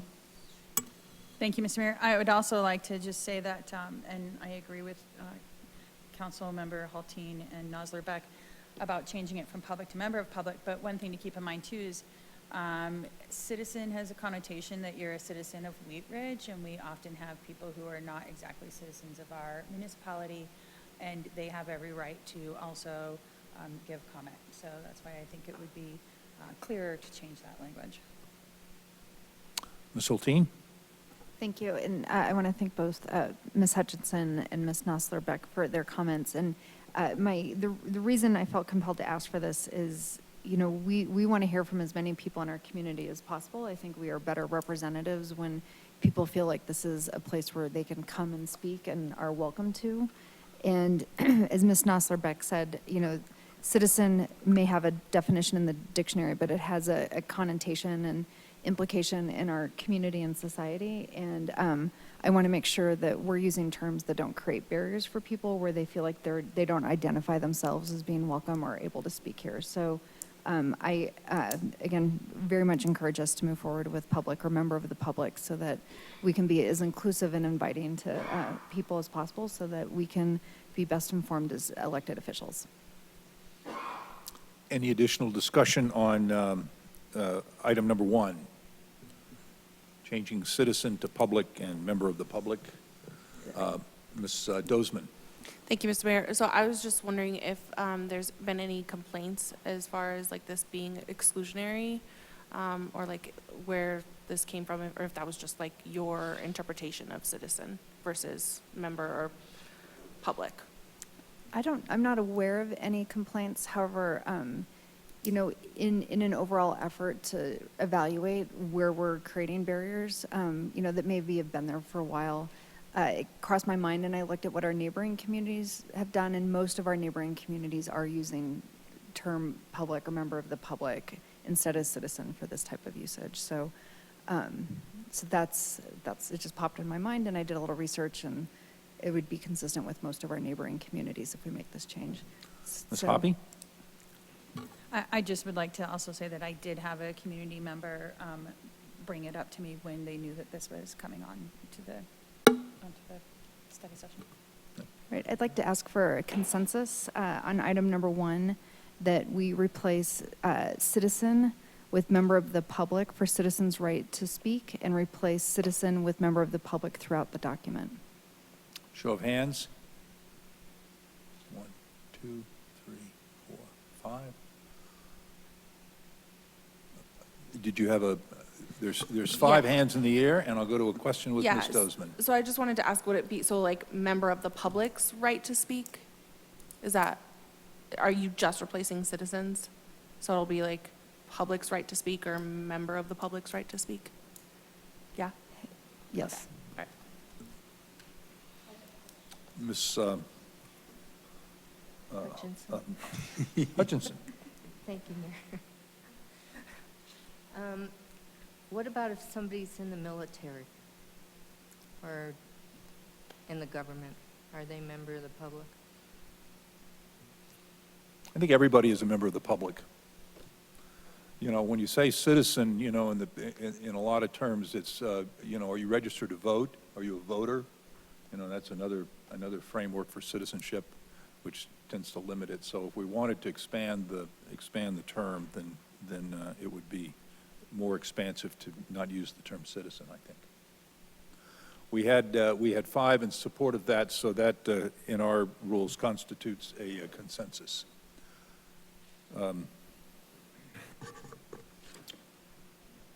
Next, you want me to go through? Yeah, go Sure, ahead, okay. yeah. Next item is also from Councilmember Hulteen, clean up the rules throughout to consistently use either the term chair or presiding officer. I think we interchanged those throughout. Mr. Dahl said, yes, he agrees we should do that. We should pick either or. Do you have a preference, Ms. Hulteen?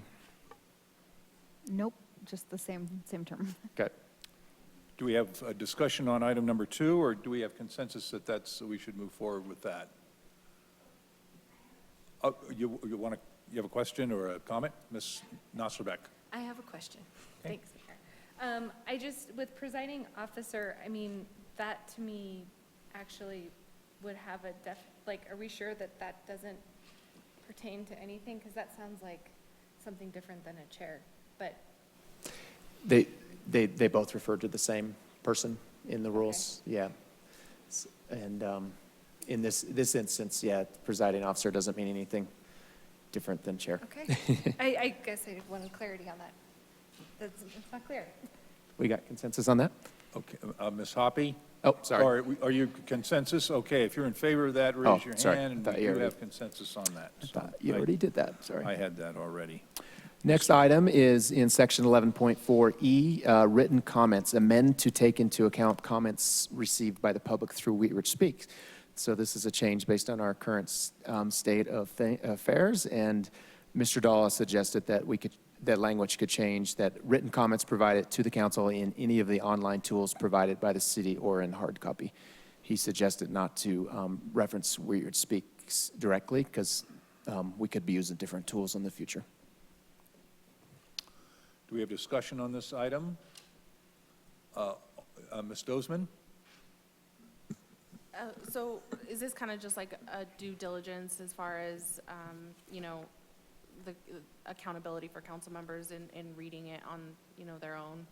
Like there's no stipulation, like there's no guarantee that we would access the online tool or read the hard copy, right? So, I mean, like, but if we're here, we're listening to somebody speak to us, and we can hear those comments. Oh, well, I guess you could tune them out too if you really wanted to, but just as far as, like, does provided to kind of encompass the fact that we would actually be accessing them, you know, if that makes any sense?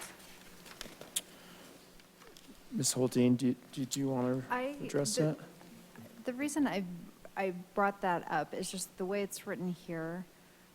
It just says written comments are permitted on any agenda or non-agenda item and should be given to the city clerk for distribution to the council members and inclusion in the record. And so, since we have something really prescriptive about written comments, and this was written before we were officially receiving them through online forum, I just wanted to expand that and just make sure it's inclusive of how we're receiving written comments. Yeah, okay, I appreciate that, thank you. And I'm sorry, this is section 2.4E, not 11.4E. Well, Roman numeral 2. Roman numeral 2. Large A, point 4, point E. Thank you, yes. So do we have consensus to move forward with our attorney's recommendation on item number 3? We do, okay? Thank you. Mr. Goff? Next items, sections Roman, you do that better, Roman numeral 2A, 2A, and 2A, 3A. I would like to reduce the number of donated time slots from two to 1 for a total of 6 minutes. As right now, the rules are two individuals can donate their 3 minutes each to another person. So one individual speaker can have up to 9 minutes. That's your current rule. Ms. Hulteen is suggesting that we allow only one person now to donate their time to another person, so they have 6 minutes instead of 9 minutes. Discussion on this item. I'll just comment. The reason I'm suggesting that is I like that we allow people to donate their time, and I think it's a consideration. We've seen oftentimes couples in which one couple is a more competent speaker than the other, or by couples or household members coming up, being able to combine and represent their household has been a really effective way for households to be represented. The donating of 2 time slots turns into what feels more like a campaign and less of like a public voice and being heard from the community. And so I feel like it's important we keep it because I've seen it used really appropriately and well by households. I'm not sure that there's a need to have 2 donated time slots for a total of 9 minutes. Ms. Hutchinson? Thank you, Mr. Mayor. I don't think all the time when the times are donated, it's to the same household. So depends on what the discussion is about. I think that if they want to talk for 9 minutes, to pass it on and for them to be able to say what they want to say, I want them to be able to do that. Thank you. Ms. Dozman? I agree. I don't think that we should be limiting the public's right to speak, especially after having not been in chambers for the better part of a year and not having been able to hear from as many of our constituents that come to the podium. And in some ways, we have heard from constituents more, so the accessibility has expanded with virtual meetings. But I think that the rules as they stand now are appropriate. You know, each council member has their time to speak. City staff has their time to speak. We have presenters and staff, who give presentations, who answer questions. And I don't think that limiting the public to 6 minutes from 9 minutes really would make a difference. And I've seen either so few people take up that full 9 minutes or people occasionally have to use more than 6 minutes to speak. And I really don't want to take that right away from them at this point in time. So I will not be consenting to that. Mr. Stites and then Ms. Hoppy. I actually do like limiting it to 6 minutes. I in all my time being near council, I've very seldom seen a three slot handoff workout very well in general anyway. I don't know what you need to say in 9 minutes that you could say in 6. I very seldom see any council people take more than 6 minutes to give their opinion either. So I would support reducing it to 6 as well. I just feel like we're not reducing the number of people who can come speak because we've given more avenues for you to speak. If you have a lot to say, put it on Wheat Ridge Speaks and we'll be able to read it. By donating that time, you're actually reducing the number of people who are giving their opinion. They're down to 1 person. So, Ms. Hoppy? Thanks, Mr. Mayor. I'd just like to say I'm perfectly indifferent to this. It could go either way. However, I do want to say that in the almost 6 years I've been here, I don't think I have seen maybe once or twice it actually go to 9 minutes. So that's why I'm pretty indifferent. But Councilman Stites does bring up a good point. We do now have the Wheat Ridge Speaks, which you can put as many words as you want into there. And what we have also seen is that sometimes people have done Wheat Ridge Speaks and then have come and also testified to the same stuff that they put in Wheat Ridge Speaks. So I'm perfectly indifferent, and I'll go however anybody else wants to go. Mr. Urban? Thank you, Mr. Mayor. So I've been on council since 2013. I think John Clark and his boys did it once, and possibly Carol Matthews and Larry Matthews did it once. So if I can name the people that did it, I don't think it's that big of a problem. So I would say that we leave it as it is, unless it becomes a problem and people start abusing it. So I just think it's no harm, no foul, just leave it the way it is. Additional discussion? Do we, Ms. Hoppy? I've been taking notes. We don't really have a consensus either way. So maybe Councilwoman Weaver, Nosler, Beck could chime in, and then we could try to make a consensus from there. Just in the spirit of providing as many avenues for people to express their views and make their voices heard, I'm not in favor of reducing this. Sorry, just to be difficult, I'm going to take the opposite side and say that with the expansion of Wheat Ridge Speaks, I think we have given people ample opportunity, and so limiting it to one seems to make sense to me. I think everybody has had a chance to speak. If you are in favor of leaving it the way it is, which is 9 minutes, please raise your hand. 1, 2, 3, 4, 5.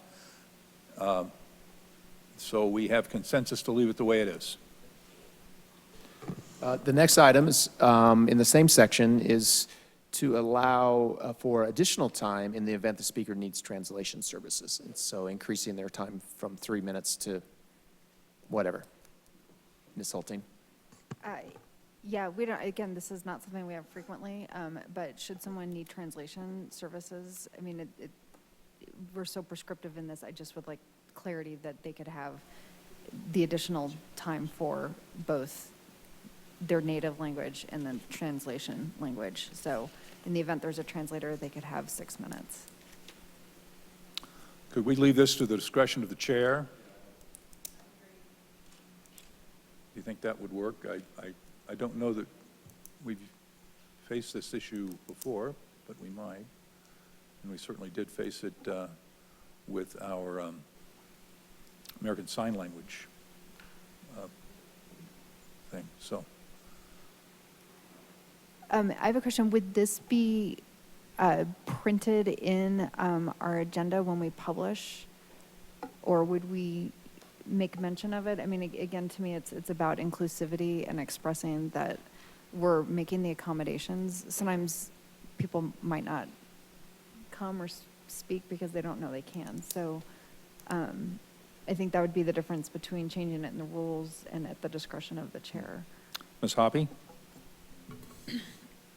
I'm okay with changing it in the rules just to 6 minutes rather than discretion of the chair. However, we don't already put in the agenda, we don't say you only get 3 minutes. We don't put the time on there, so we would need to actually change that on the agenda.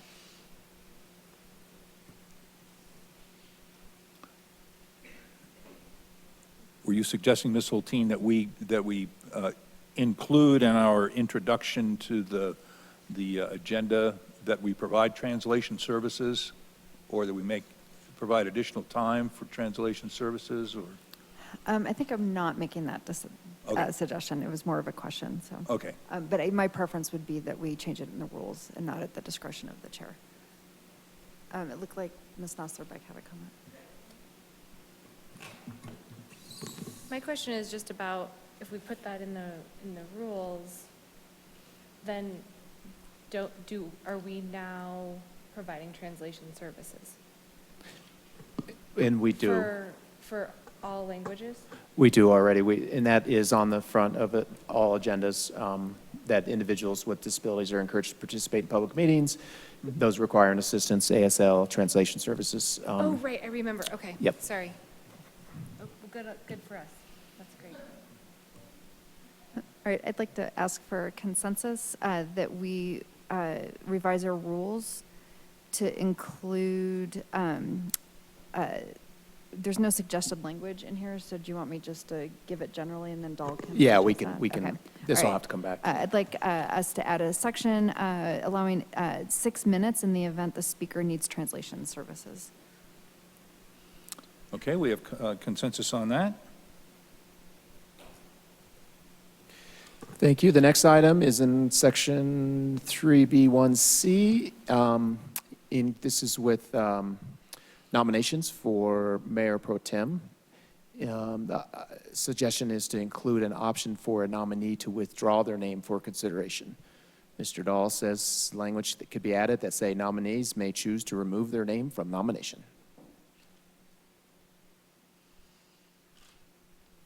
Do we have discussion on this item?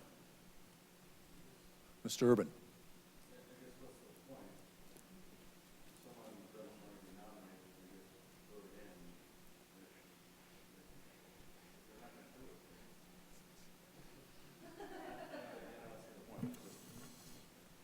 sorry, I didn't have the mic on. I guess I just don't see the point in the sense that if someone doesn't want to do it, they don't want to do it, and they're going to say that. It's not like you can't, like, you're not allowed to back out because someone's nominated you. I think you did at one point. Right. Yeah. Yeah, so, I don't know. Additional discussion?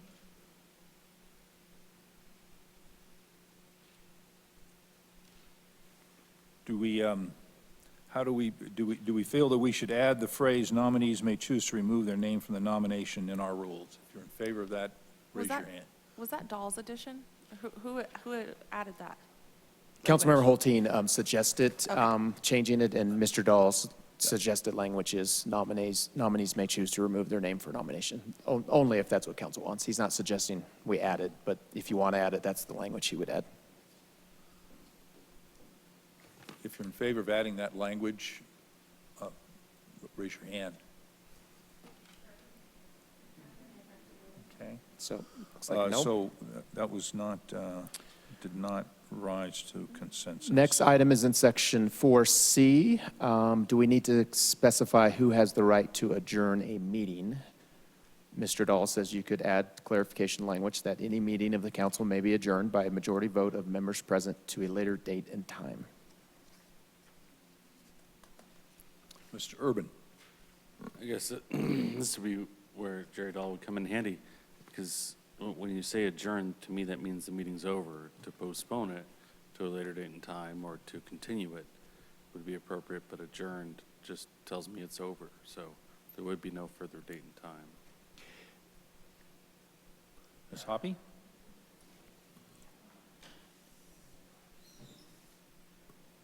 I just want to make sure I have the right section.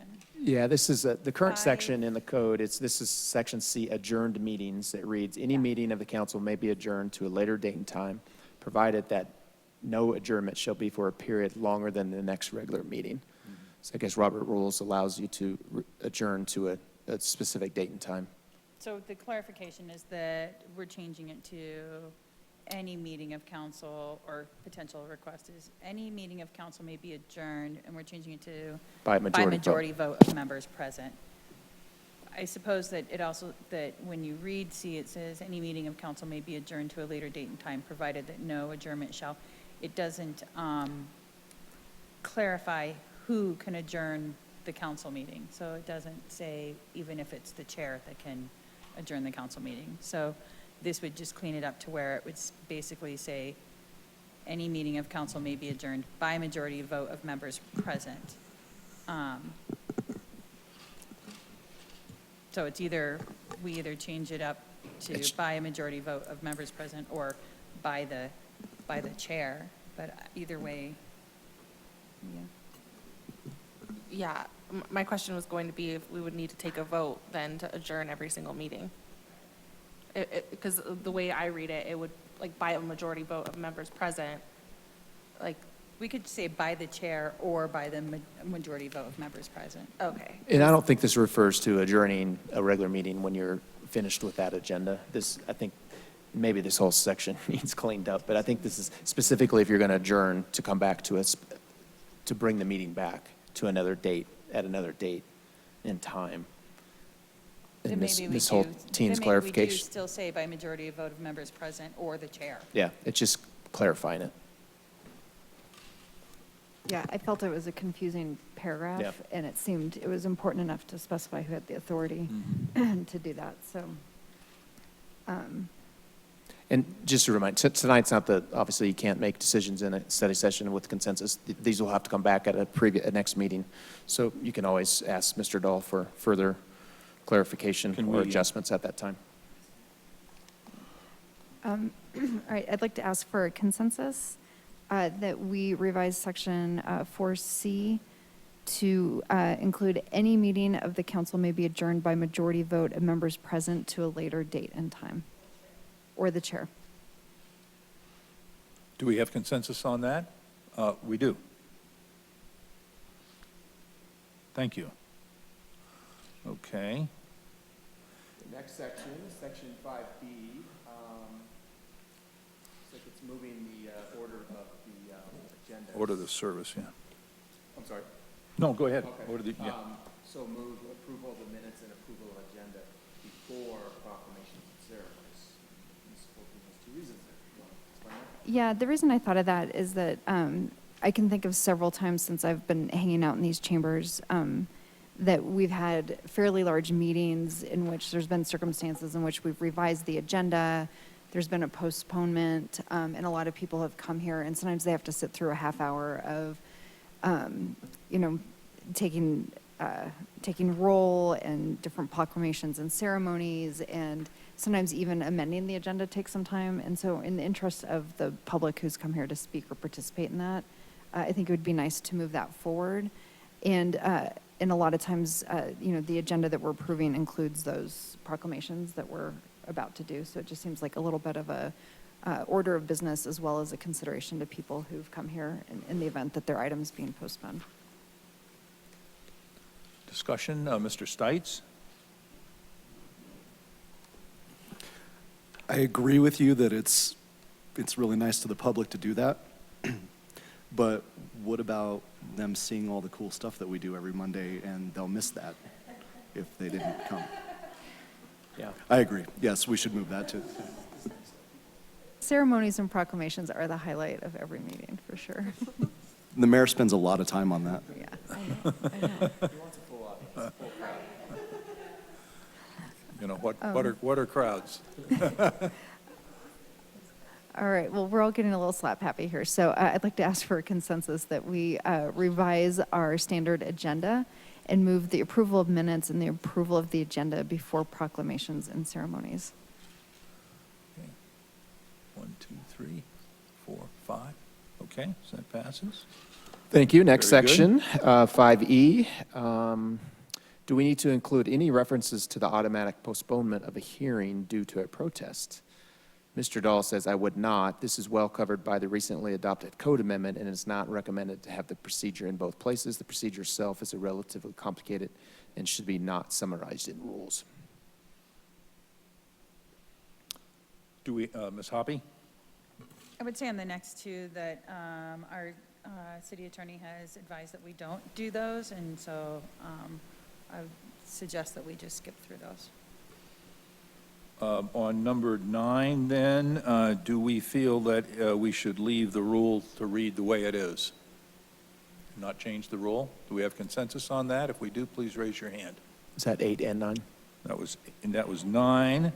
And do we have consensus on number 10? Oh, sorry. That we don't make any changes to that rule? Looks like we do. Okay, thank you. Thank you, Ms. Olteen, for coming up with a lot of great suggestions there. And then the next item, Mr. Urban brought up several weeks ago, a couple months ago at a council meeting on a procedure or policy now that we're going to this hybrid approach, and at least we will, hopefully more. Not tonight, but that's not your fault, Alec. We'll get there. Tonight's a test. Should we add some language in our rules and procedures that focuses on basically virtual attendance by council members at meetings? And Dahl provided some language here. We could add language that says council members are expected to attend council meetings in person. In the event of illness, weather, or other necessity, members may attend virtually by telephone or through the Zoom or other remote attendance platform provided by the city. That was his language. Then he has another item. Oh, then he says also, if we're going to do that, we should amend section A1. Let's see, my notes got messed up here. Let's see. Oh, to remove that in the municipal building. Let's see. Thus deleting in the municipal building. Because there's some virtual, yeah. So they go hand in hand, those two. Right. Ms. Noslerbeck?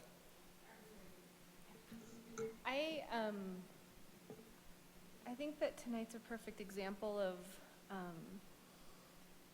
setting some parameters around how this should go, because if I were going to be attending tonight virtually, I would no longer be able to participate. And I thought about it a little bit before this, and then now that this has happened tonight, I'm kind of just putting this together, but I like the idea of really only being able to participate in a council meeting if it's like illness that, you know, has some kind of like special permission or something like that, where there would be some kind of exposure, rather than, I will tell you that I will dial it in from the cabin if I could, and that's not why people elected me into office, was to do that. It was to be here, and so I am all in favor of making our meetings more accessible to the public to attend on whatever platform is most comfortable to them. And I do want to be considerate to other council members that if they're in that kind of COVID-19 space, whether that's the flu or something, and so maybe that's the opportunity for that virtual platform for a counselor. But otherwise, I think that you are marked as here and attending if you're sitting at these tables or the dais, hopefully someday. Additional discussion. Ms. Hoppy? I'd just like to say that I agree with Councilwoman Nosler-Beck. I think that, first off, if you're sick, then you need to probably be taking care of yourself anyways and not be trying to dial into a meeting. But I, do understand if you are, let's say, got stuck on a layover trying to come into town and you missed your flight or something like that, then maybe that would be a situation where you would be able to join. But I think that in majority, we should be, if we're here and counted as here, we should be here. Yeah, or as the meeting is being conducted. If it's being on Zoom, if the whole meeting's on Zoom, it's on Zoom. If it's in person, we're in person. So I agree with that, and thank Mr. Urban for bringing that up. Additional discussion on that? Mr. Stites? I agree. My one thing that came up, and you just kind of mentioned it, Councilwoman Hoppy, is there's times where we've had 2 or 3 council members and staff, like in Washington, D.C., in conventions or things like that, where they could potentially be in the meeting, if we had a Zoom or a phone, because they're basically on city time, but they aren't. So that is a possibility that we do have kind of that technology now that we can incorporate that for those types of things. Not if you're going on vacation that week, but if you're maybe on a city excursion or something like that you need to be on, maybe that's a way that we can still have those meetings without disruption. Ms. Nosler-Beck? I think that this brings up a great point that, staff can totally present from anywhere as long as the technology is working. And so there's an opportunity that way. And I also think, as a councilman, if we could set parameters, Jerry's not here to talk about this more, but maybe you're not voting that evening, but if you're on city business, you're at least able to attend virtually or something like that. I don't know, but just so that you could still potentially make comment and participate in the conversation. Those are 2 ideas that I have. Ms. Hulteen? Thank you. I've kind of gone back and forth on this, in part because I am leaving on a 2-week trip on Thursday, so it's very timely and pertinent to me. And this is a personal trip, but with the option to dial in, I would be doing that because this is important to me to be here and participate. And I didn't like the thought I'd be choosing between a 2-week vacation and being able to fulfill my civic duties and participate in important conversations that impact our community. And I feel like we've spent the last year really working hard to expand access to civic voice and civic participation for everyone. And I believe that the intention of everyone sitting here is to be here and be in the room. I feel like it would be a nice option to have, so that if you elect on your vacation in London at 2 a.m. to call in and participate, because it's important that you'd be able to do that. And you know, I think if somebody is dialing in all the time, then that shows up when it comes time to get voted. So I actually feel like we have worked hard to have the ability to participate, and we might have a night like tonight when you can't dial it in which case, you know, we're a victim of technology, just like you might get the flu.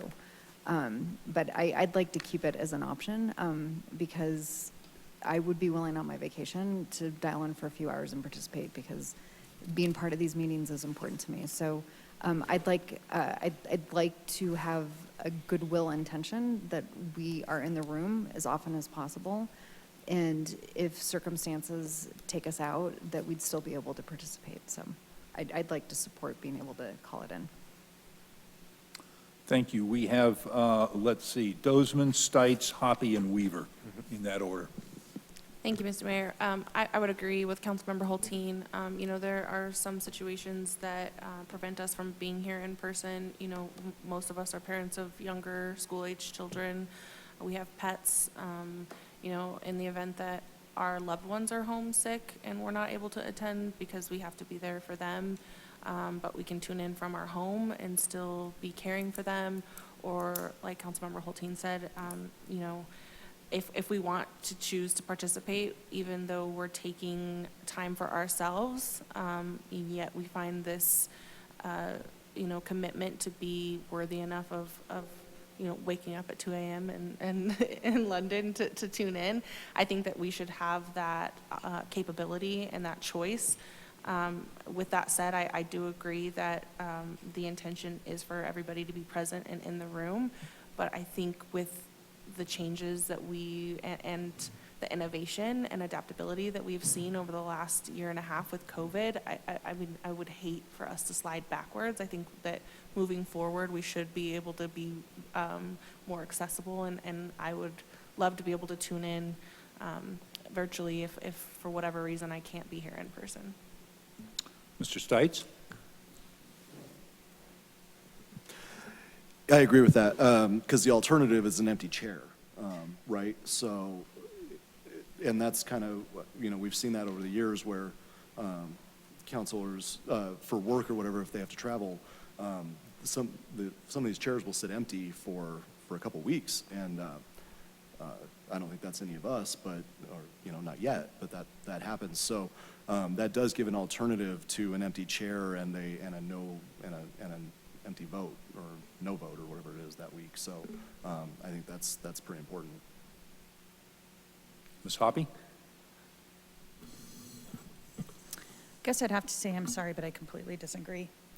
We have the future agendas that come out weekly that tell us what's coming up on our agendas, and as we're scheduling and booking our vacations, we can look at what's coming up and we can schedule around something that may be important for us. And also, I will not be calling in on my vacation. We need to have boundaries and need to take that space and that time, and I think that, you know, much like when we were talking about, are we going to do some of us virtual and some of us in person, and everybody said, look, it just doesn't feel like it's a level playing field for some of us to be in the room and some of us to not be in the room.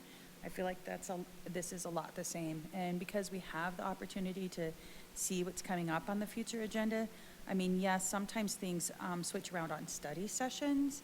I totally get that, but most things that are on our business meetings when you need to be there for a vote, don't change that often. So if you see that on Friday and it's coming up in 2 weeks, typically it's not changing in 2 weeks. And so I guess I would say because of those reasons and the fact that I really feel like, unfortunately, in the land of technology and Zoom, that too many people have shrunk their personal boundaries for their personal space, is something that needs to be considered. And if I'm not here, that's because I need that personal space, and the expectation that, well, Mary Schmary called in on her vacation, why didn't Janice call in on her vacation, is is not an expectation that I would like to try to live up to. Ms. Weaver? I would like to disagree with Counselor Hoppy for the same reasons, however. I do feel that the option is important to have for lots of the reasons that have been said, whether someone wants to call in on vacation or doesn't. I think the word that I like in here is we're expected to attend, and we're all adults, and we all can make that decision, and we do that with work, and we already do that in a lot of our position already. And when and if it becomes a problem, I think that's another conversation. But I feel like we all have our own good reasons, be it our current family situation. Because while I might not call in on vacation, you know, running a farm by myself, stuff happens, as I'm sure it does with having kids and everything else. So it's certainly not my expectation of myself. I will expect myself to be here. But I would support what the others have said, that having the option, I think is a great thing. And I also think it also says something to the community, because we have had more participation from groups that wouldn't necessarily come in. And I do think knowing that platform is available for our constituents as well is I know that we're not discussing that, but I just think giving ourselves that option if we choose to use it, if it's needed. But I think the word expectation really does explain what it needs to explain. Mr. Urban? Thank you, Mr. Mayor. I'll move forward a consensus to approve this and just kind of wrap it up by saying that I don't think this language would ever entail us keeping someone out of a meeting that wanted to join however they wanted to join. I think it's just making sure that we know that the default setting is to be here in person, and everything else is kosher. We can call in and vote and participate virtually as needed. I don't see it in these current rules, but I think previously we had the ability to send a bailiff to escort council members to council chambers. So you're lucky that we're at this level. I think we did. I don't think he's joking. No, it wasn't. No. I think we did. If you were inside the city limits, the council had the power to ask the Yeah. bailiff to go get you and bring you back. So if you weren't coming to a meeting, you had to be outside the city limits. Corey, your father put that rule in.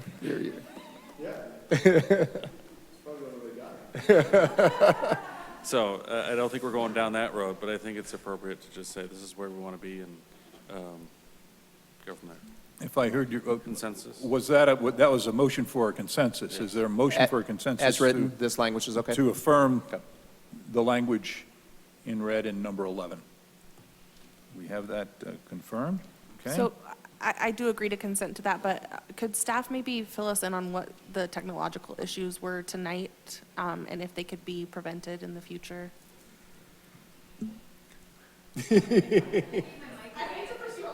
We're not quite done yet, so can we you can come to the table, please. We'll make sure you know. But, We'll get back to you and after we figure it out and We had see another. what the issues are. We have another one that Mr. Dahl suggested on Roman numeral 5E in public hearings, and it had to do with the presiding officer limiting the individual speaker's time, considering the number of speakers and the time for the hearing item.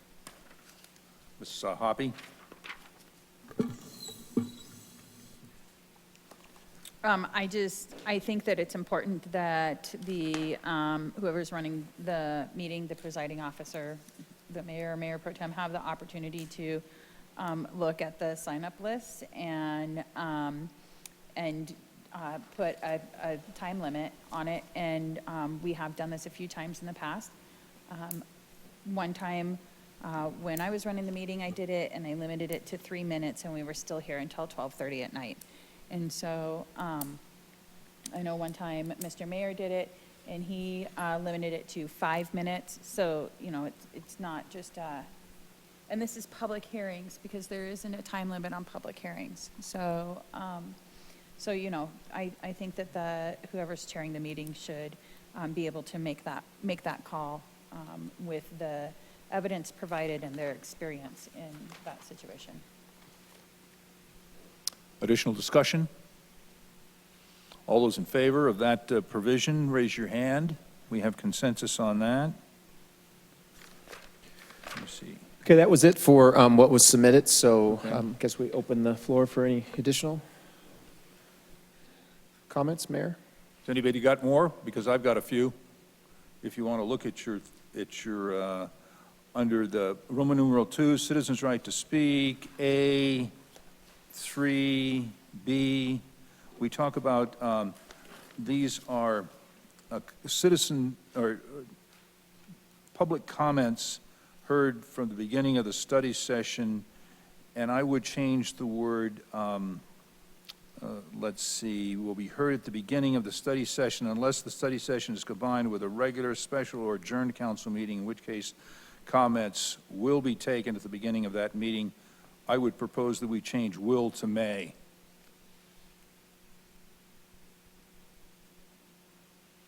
Do we have consensus on that? That's okay.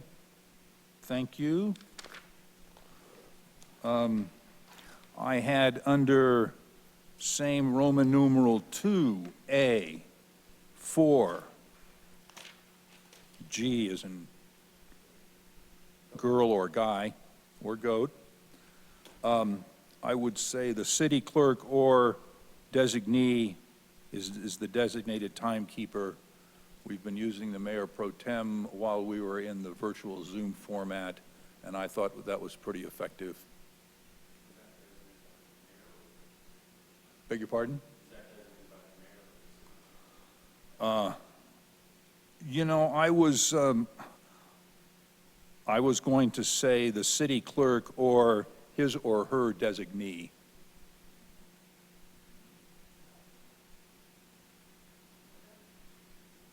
Do we have consensus on that? Okay. All right, let me see if there was anything else.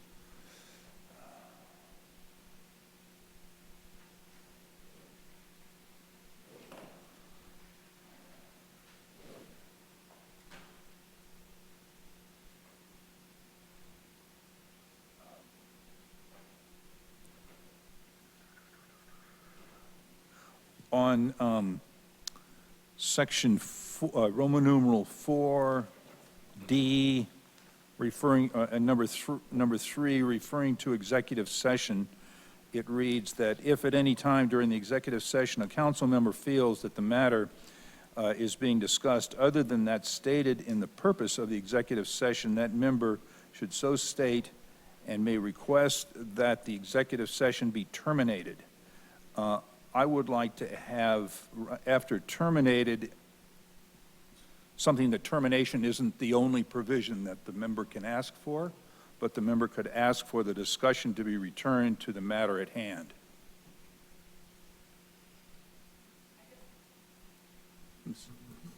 I guess I would consent to that suggestion, but ask that Mr. Dahl reviews that. Yes, I would certainly agree with that. Okay. So after terminated, or the discussion be returned to the stated matter. Otherwise, if we get off onto something else, all we can do is terminate the meeting. Okay, so that was, okay. Okay.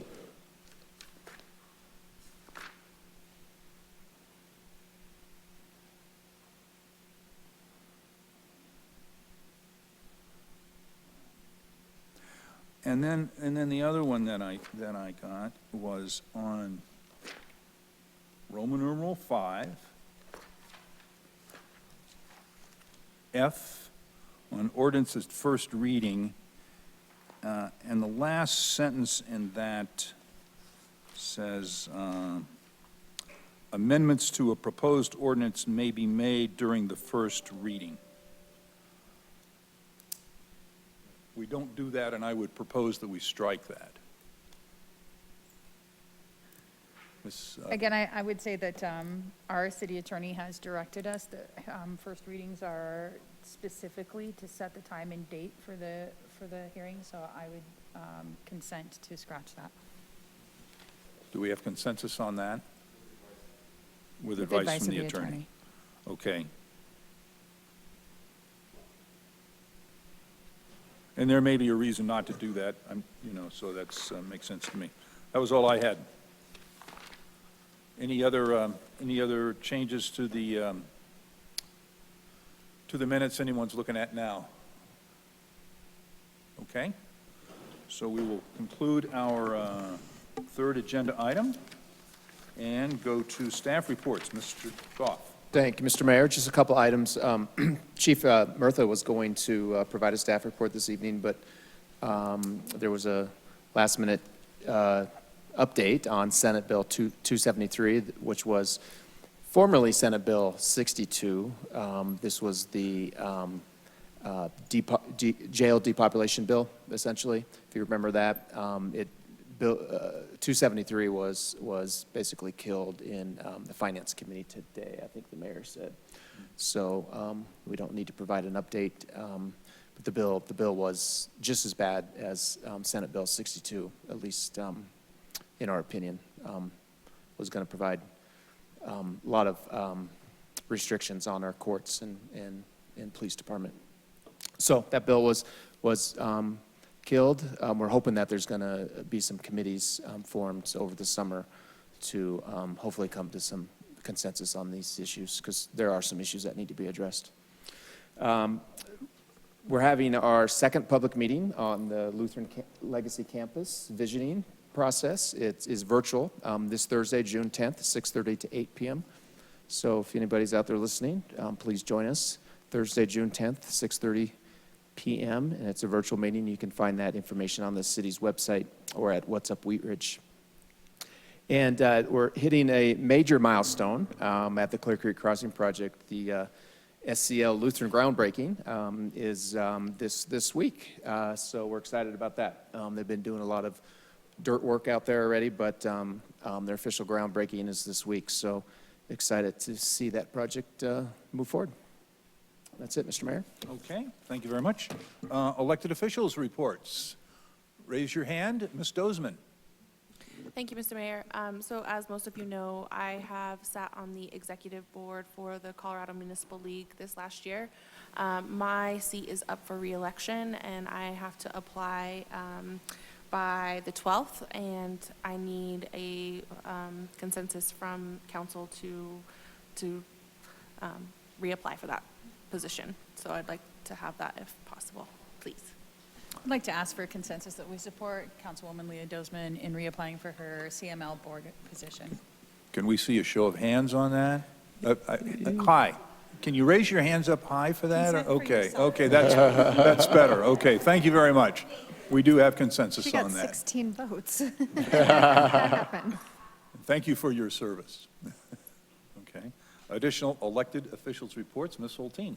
Thank you, Mr. Mayor. I am really excited. This Wednesday, Ms. Nosler-Beck and I and several of our community members and city staff are competing in the All-America City competition. And we have just a really exciting skit that we've been working on that really talks about how we've stepped up to meet challenges in our community by really working together.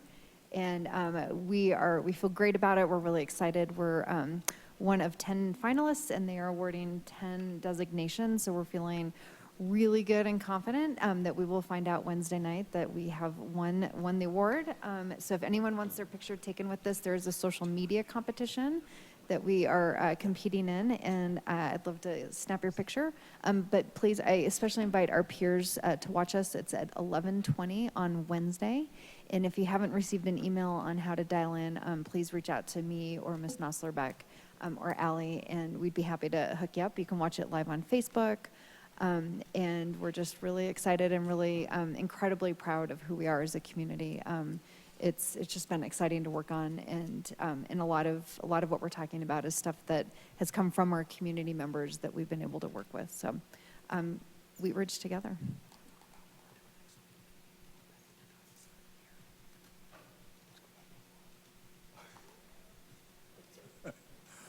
Okay.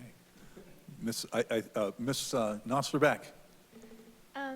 I just wanted to quickly ask if maybe this week or something, Patrick, I could get an update, and probably Councilman Dozman, on the Rocky Mountain bottling plant and just where things are at with the construction. I know that we just sent a letter out, but we're coming up on the year, well, I think we just passed the year anniversary from when we did some of our driveway sessions, and I'd like to be able to go back to the community and let them know where things are at. Yeah, I think the last letter they sent out gave an update on construction, I believe. There is, unfortunately, a little bit of delay. There's a delay in a delivery of some of the items that they need for the wall. My understanding is they're moving forward with putting the footings in and such, but they were hoping, because we sped the process up and got it through Planning Commission fairly quickly, that they were going to have it completed by June or July, but it's pushed out to August now because of the delay in materials. I did get an email today, it's funny you bring it up, from somebody at the plant, and they're working on their first quarterly report back to us. They have to do decibel readings, so they're proceeding with that. Thank you. Any other elected officials' reports? Mr. Mayor. Yes, sir. I wanted to acknowledge that as of this morning, the management team that has worked on helping the city and the staff through the pandemic held its last regular meeting. It will reconvene if there is a need to do so. For 15 months, I had the privilege of watching our excellent management staff lead us through the pandemic. Name another municipality that did better than we did. Dead silence. I thought so. And we owe them a debt of thanks like war veterans, because it was that stressful. And we should not walk away without acknowledging that. Thank you, Mr. Mayor. Thank you. Mr. Stites. Just a quick one, Mr. Mayor. Applewood residents, let's talk. The virtual meeting will be Saturday, June 12th from 8:30 to 10 a.m. So check the whatsupwheatridge.com on that. Thank you. Ms. Hulteen? I have a question. With Clerk Kirkpatrick, can we just legally rename you, Steve, to Clerk Patrick? It's just be so much easier for all of us. I have T-shirts that say that and a hat already. Good, okay. My wife beat all you right. to it. It seems like it's been done. So Clerk Patrick, his mention, we 15 months ago signed the order, Patrick, giving you a lot of executive authority. Is that something that we're going to be revisiting anytime soon, or do we need to keep that in place with the federal funding coming through? I believe we set it up to expire when the governor ends the state emergency order, which I don't know if he's done yet. So it's still in place until I think that expires. That we said it automatically expires when the governor releases. Okay.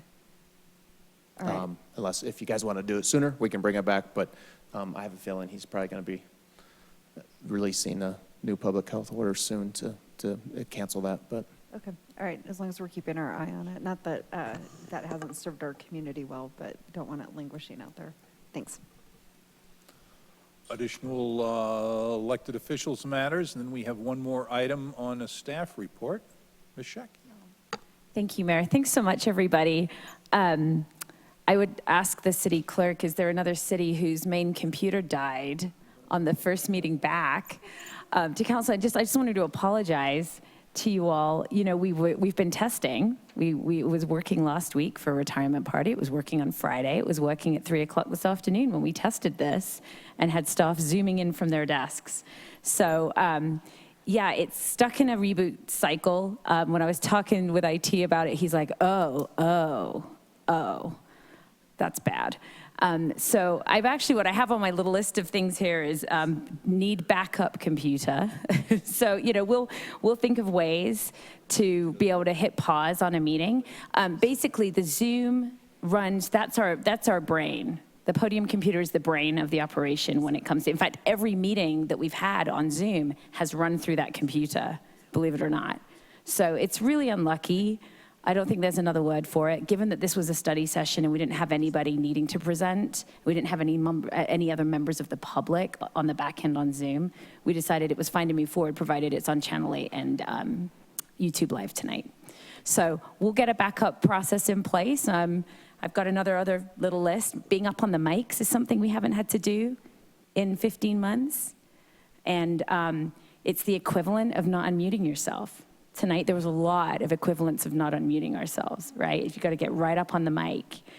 So it's just, there's a few things that I think are just going to take a little bit of practice. So thanks for your patience, and so sorry about that this evening. Thank you. You want to bring up June next meeting? You want me to? Are you going to bring it up? We're going to go back to the Zoom format for our next meeting. Does that sound okay?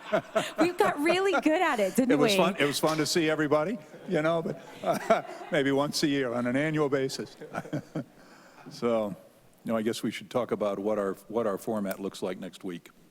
So we have a regular meeting next Monday, June 14th. Are you all comfortable of heading back to the dais? Okay, easy enough.